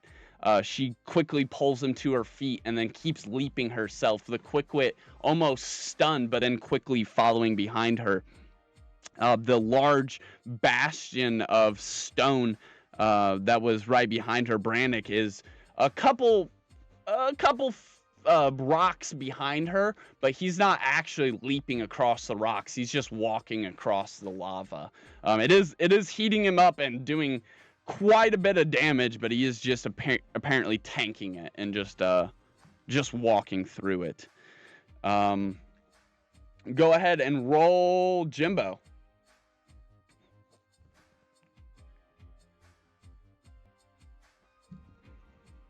Roll D20, right? Yep. No modifier. Okay. Yep. Gotcha.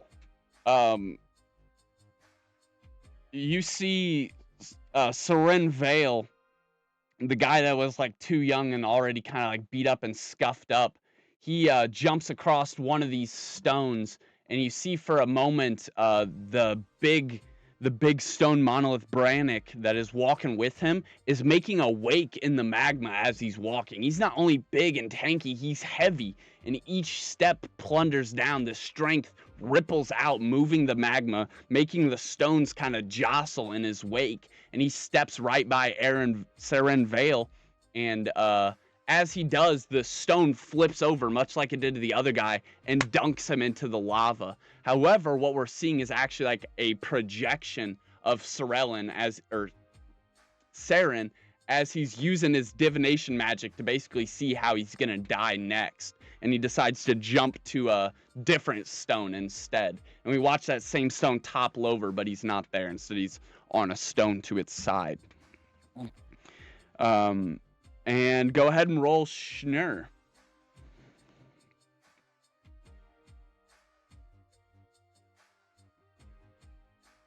$18. So yeah, we see Kale Thornmere, the guy that was at the very endmost of the lineup, he's just stepping out across this very easily. One of the stones tries to flip over and dunk him underneath. However, the shadows from above that this magma is casting across the room reach down and grab him by his shoulder, lifting him up as the stone flips over and setting him right back down on top of it as he just continues his leisure stroll. And they continue on about racing towards the end of this line.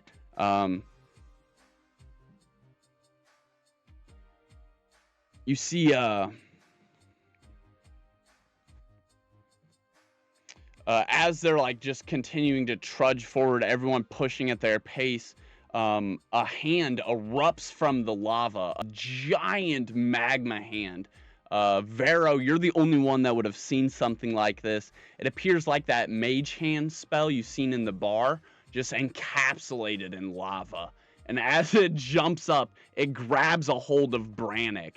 And he is like struggling against it down to a knee. You see stones across his shoulder and back cracking under the weight and heat and pressure of this giant lava hand. He roars, and for a moment it seems like he's in immense amount of pain, but as he looks back up at the crowd, this giant smile across his stony face as he reaches both hands back, grabbing the magma and ripping it like into shredding pieces in his hand. You can see the burning sears of melting rock dripping off of him as he rips this magma apart. Elira looks back, seeing two more shields summiting out of the lava as well, one on each diagonal side of him, and she casts both of her sigils, dispelling two more of these sigils that she has on her. Two giant dome-like shields appear, but not over Brannick, but instead over the hands themselves, basically encapsulating them and trapping them so they can't reach Brannick. And you see that Saren hesitates for like half of a heartbeat, just standing there for a moment, another hand directly emerging in front of her. And she doesn't attempt to dodge. Instead, this moment of fear, she's just completely struck numb as this molten limb jumps onto the platform she is on, this stone piece, and you can see the burning of her boots just from the heat of it getting so close, her hair burning under the heat. And just as it looks like she is about to collapse to the ground, we see a kind of dark silhouette jumping from the back line where all these applicants originally filtered in from. And the Grand Magistrate cracks a laugh that almost echoes across the mic by accident. You hear students screaming. The magical power of crackling energy fills the air.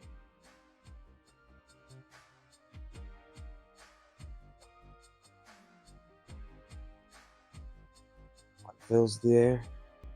Crackling heat. Crackling energy. Yeah. Boogie, boogie, boogie, boogie. Just giving you guys a moment to react if there was any reactions. We got the I'm pretty much motherfucking just rice surprised. poison this one. Yeah, it's Oh, just yeah. fucking crazy. I get it. I start stretching on Jimbo's shoulder. Limbered Yeah, up a I'm wee gonna bit. I'm gonna also do some calisthenics. I'm gonna like think of all my thoughts. I kind of gotta psych myself out a little bit because this looks intense. Yeah, it's So there is a definitive exit, yes? Vero's just trying to make a mental note of everything that everyone's doing right and wrong, so he knows what to do next if he ever does Yeah. this. Oh yeah, that's no fun though. Yeah, you oddly, while people did emerge together, Vero, since you took that note, while you did see people emerge together in these groups, it doesn't appear like anyone's really helping anyone besides Ison. Hmm. May I She's do the some warding chick. investigation? She's doing the best or, she can to like look protect around? everyone, but everyone else is kind of continuing on doing their own thing. That's the only notable thing you'd see that anyone's doing wrong necessarily. Moment for an olive. As it zooms in over to Jimbo and Schnur. So I just want to double check here. Sorry. We're all on like big ass stones in lava, right? No. And Not yet. We're following the watching. line. We're watching everybody else do that shit. I think, right? Okay. Oh, okay. So I can't do what I want to do yet. You're watching a magical hologram of this. It's actually happening somewhere else. Oh, that's terrible. Yeah.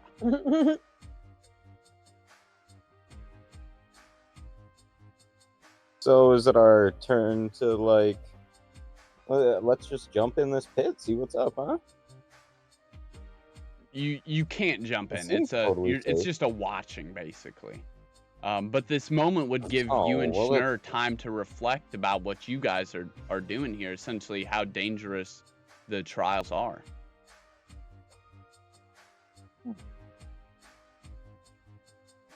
I think they'll be fun. Yeah. Yeah, warm down there, but Yeah, you would care if it's toasty. I think we got this. Stick me in the oven, bro. It's just. What do you think the strategy is? Try and keep you away from the heat and keep me near it. Find the exit. Roll with that. And break. Yeah, we I mean, thinking? this is your first look at how dangerous it is to advance through the graduations of years, the years of discipline. Any sentiments that you wish to express now is like the perfect time for that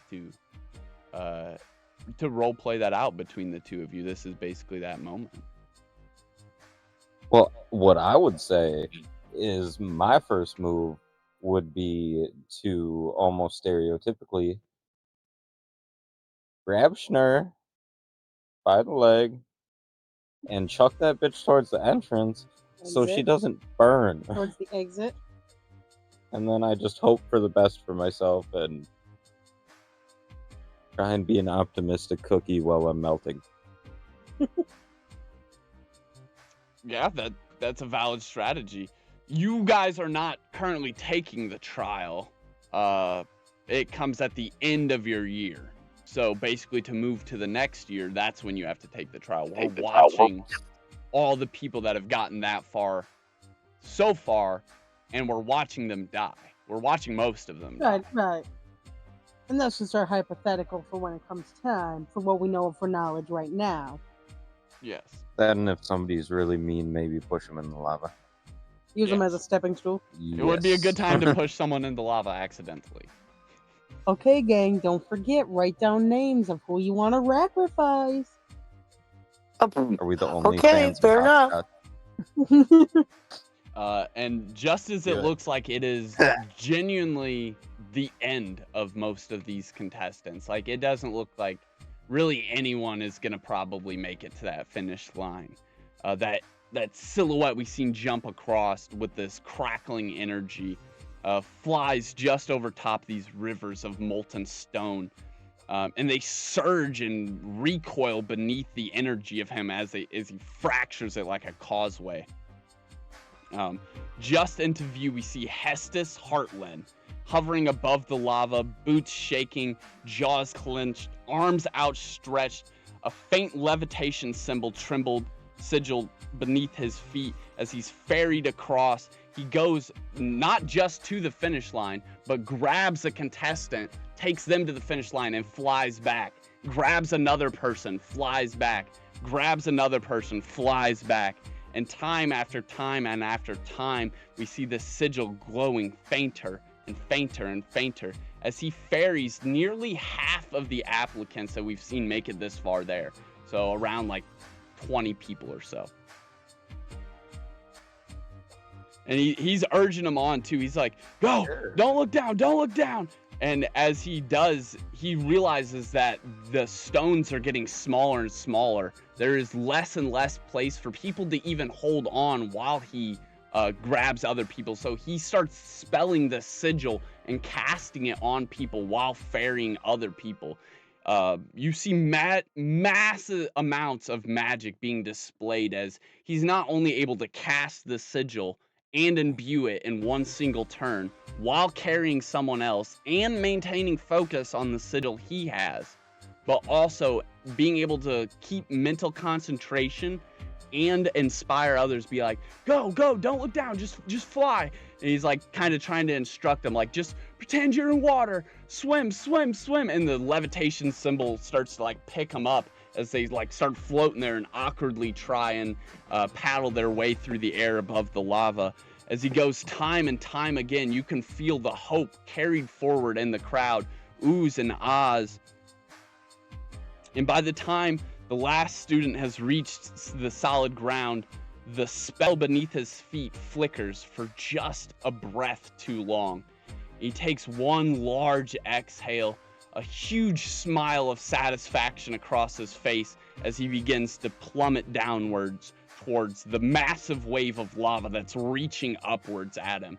This poetic picture of this energy fracturing off of him, leaving behind a comet-like trail as he falls down towards this reaching wave of lava. The two shadows of darkness bouncing almost like yin and yang behind him and behind the lava, yet these two symbols of light in the middle, the large wave of lava and the small humanoid figure that is Hestus. As he falls, this bright energy light sparkling off of him, and a huge audible silence ripples across the crowd again.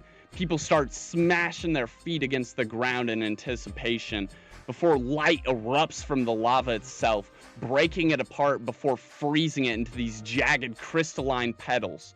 This molten tide inches from Hestus's body. He plummets and smashes against it, crashing into this crystal-like structure that is formed, replaced by this calm, radiant hum. There's a figure just above him, now like levitating downwards.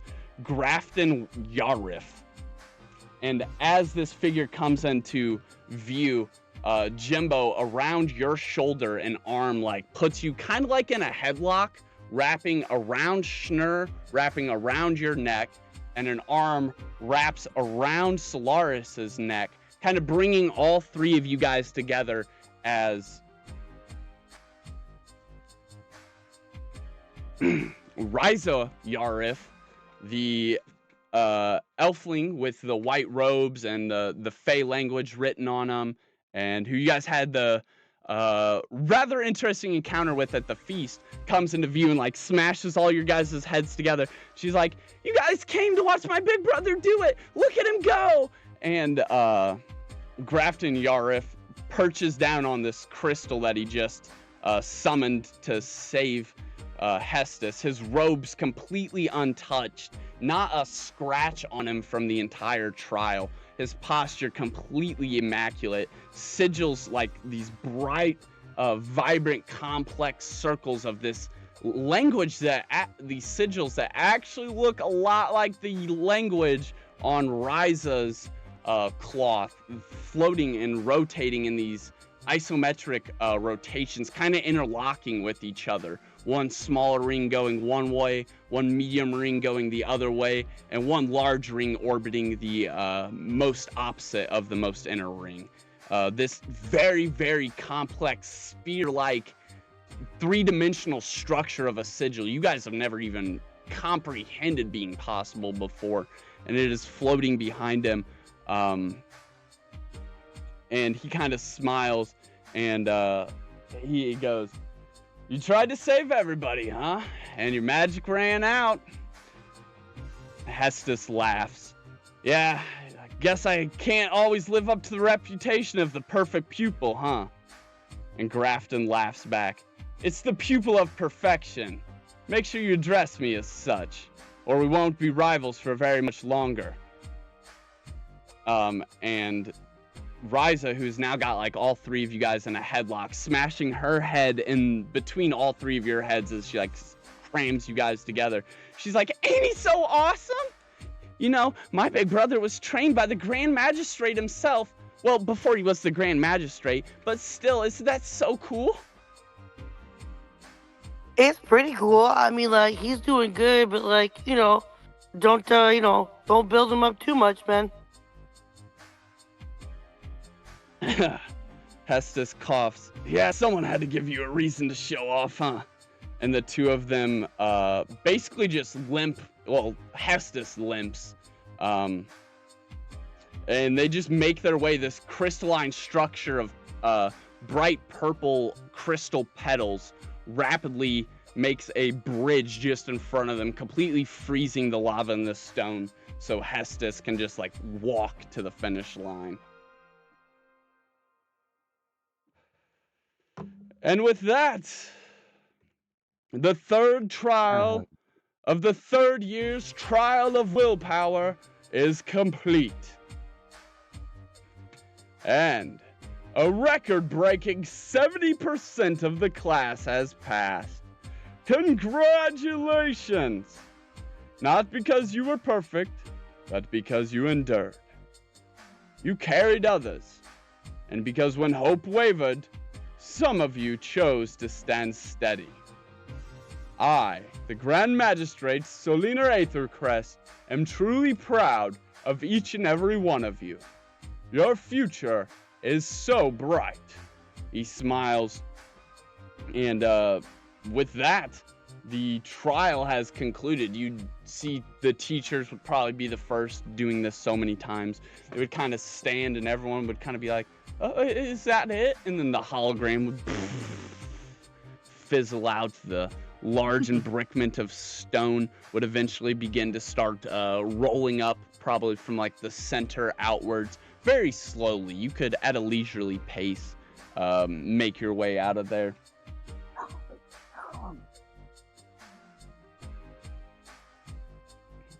Or if you have any other things that you wish to discuss with the people around you.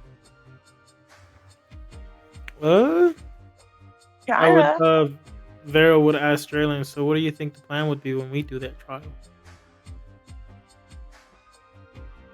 He looks over at you. I can't deny, I have gotten stronger since our rivalry begun. I hope it is tenfold as strong by the time we take this test. And his eyes kind of linger off in the distance. Those guys kind of remind you of anyone?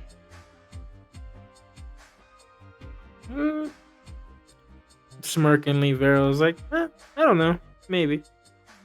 You know, you trying to always save everyone and me having to be there to save you. Imagine. Our strategy would probably be somewhat the same, huh? We just walk on through. One step at a time. That's the goal. He stands up. Well, I believe we'll probably be seeing you in class. Hopefully you didn't waste your elective choice. And he kind of like tightens his upper robe, but he lingers for a moment, almost turning his ear as if he's subtly asking you what you chose. Well, it's probably better than your choice. What'd you choose? Well, Silith told me that if I wanted a proper education, I have to start with the wisest, make my way to the most powerful. So, I'm taking arcane studies taught by Othelius Quillwright. Is there anything you won't do to get away from me?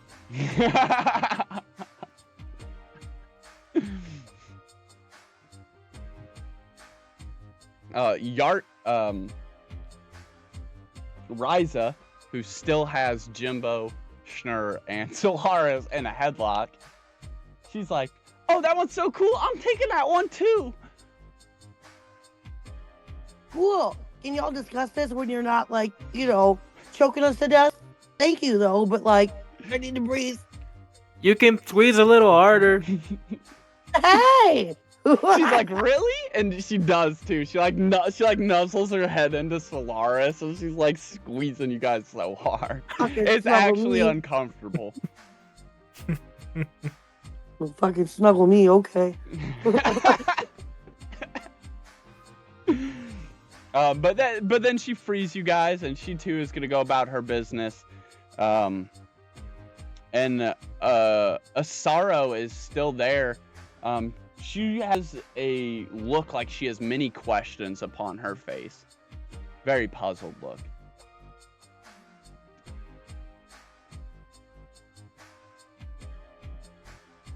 Yeah, I was Well- kind of thinking the same thing. Yeah, why Sarah, your face what's look like that, girl? What are you thinking? Oh, sorry, sir. Oh, I just feeling a little bit of pressure on my head, Oh, yeah, me too. and I think Schnurr's a little bit squished. I think it would be like to. Sorry, what was your name again? Riza. Sorrow? Riza. Riza. If you could be a bit more gentle, that would be kindly appreciated. I'm over here just choking to death. She smiles and she's like, okay. As long as that means I get to give you guys more hugs in the future. And she lets you guys go. Nah. Yeah, no, you guys already agreed to it. Contract made. No, I'm just kidding. But, There was no blood and involved, totally it's not in a contract. character, that's what she would say. No takesies, That is a good backsies. point. And yeah, you guys still have Rivens there. If you want to comment on those remarks or see what that glaring eye was about, Jimbo. Or Yeah, let's. Draylen's up. basically leaving Asaro. She's got like this questionable look on her face, but she's probably gonna follow Draylen when he leaves. And then Riza's just there too. When Jimbo goes to talk to her, ask about that, I slowly walk behind Jimbo, like without the other person seeing me, in case they say something. Okay. I got your back, Jimbo. I got your back. Hope so, brother. I hope so. Not everyone gets a forehead kiss. No, So if nothing. there's, Okay, that's fine. if you guys The have drink no isn't closing grilled. remarks, you can leave. Oh, let's get out of here. Yeah, I guess we're done, right? Oh, hey, Yep. y'all, can we swing by the potion shop? Or, like, is that close? Or, like, what's up with that?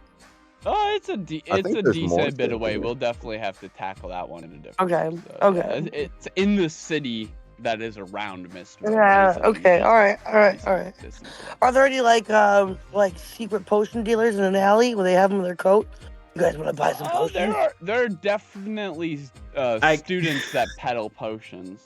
Yeah, some, like, street potions, I grab Stellaris. I was like, come on. Okay, You guys okay. make off before another market day can ensue. Okay. And in front of you, there are only 3 days left until the new year begins and until your classes begin. So in the next episode, we will tackle the last series of events before the new year truly begins. And then after that, we will be on to the actual classes. And you guys will have so much magic that you will be able to learn with each class. And then, of course, we'll have our adventures in between where we see what you guys would just like to be able to do on the daily in between. So there's so much more coming on the journey ahead. And until next time, stay weird, stay wild, and keep your spells prepared. It's dangerous out there, and we really care. Till the next time on Spells and Scepters.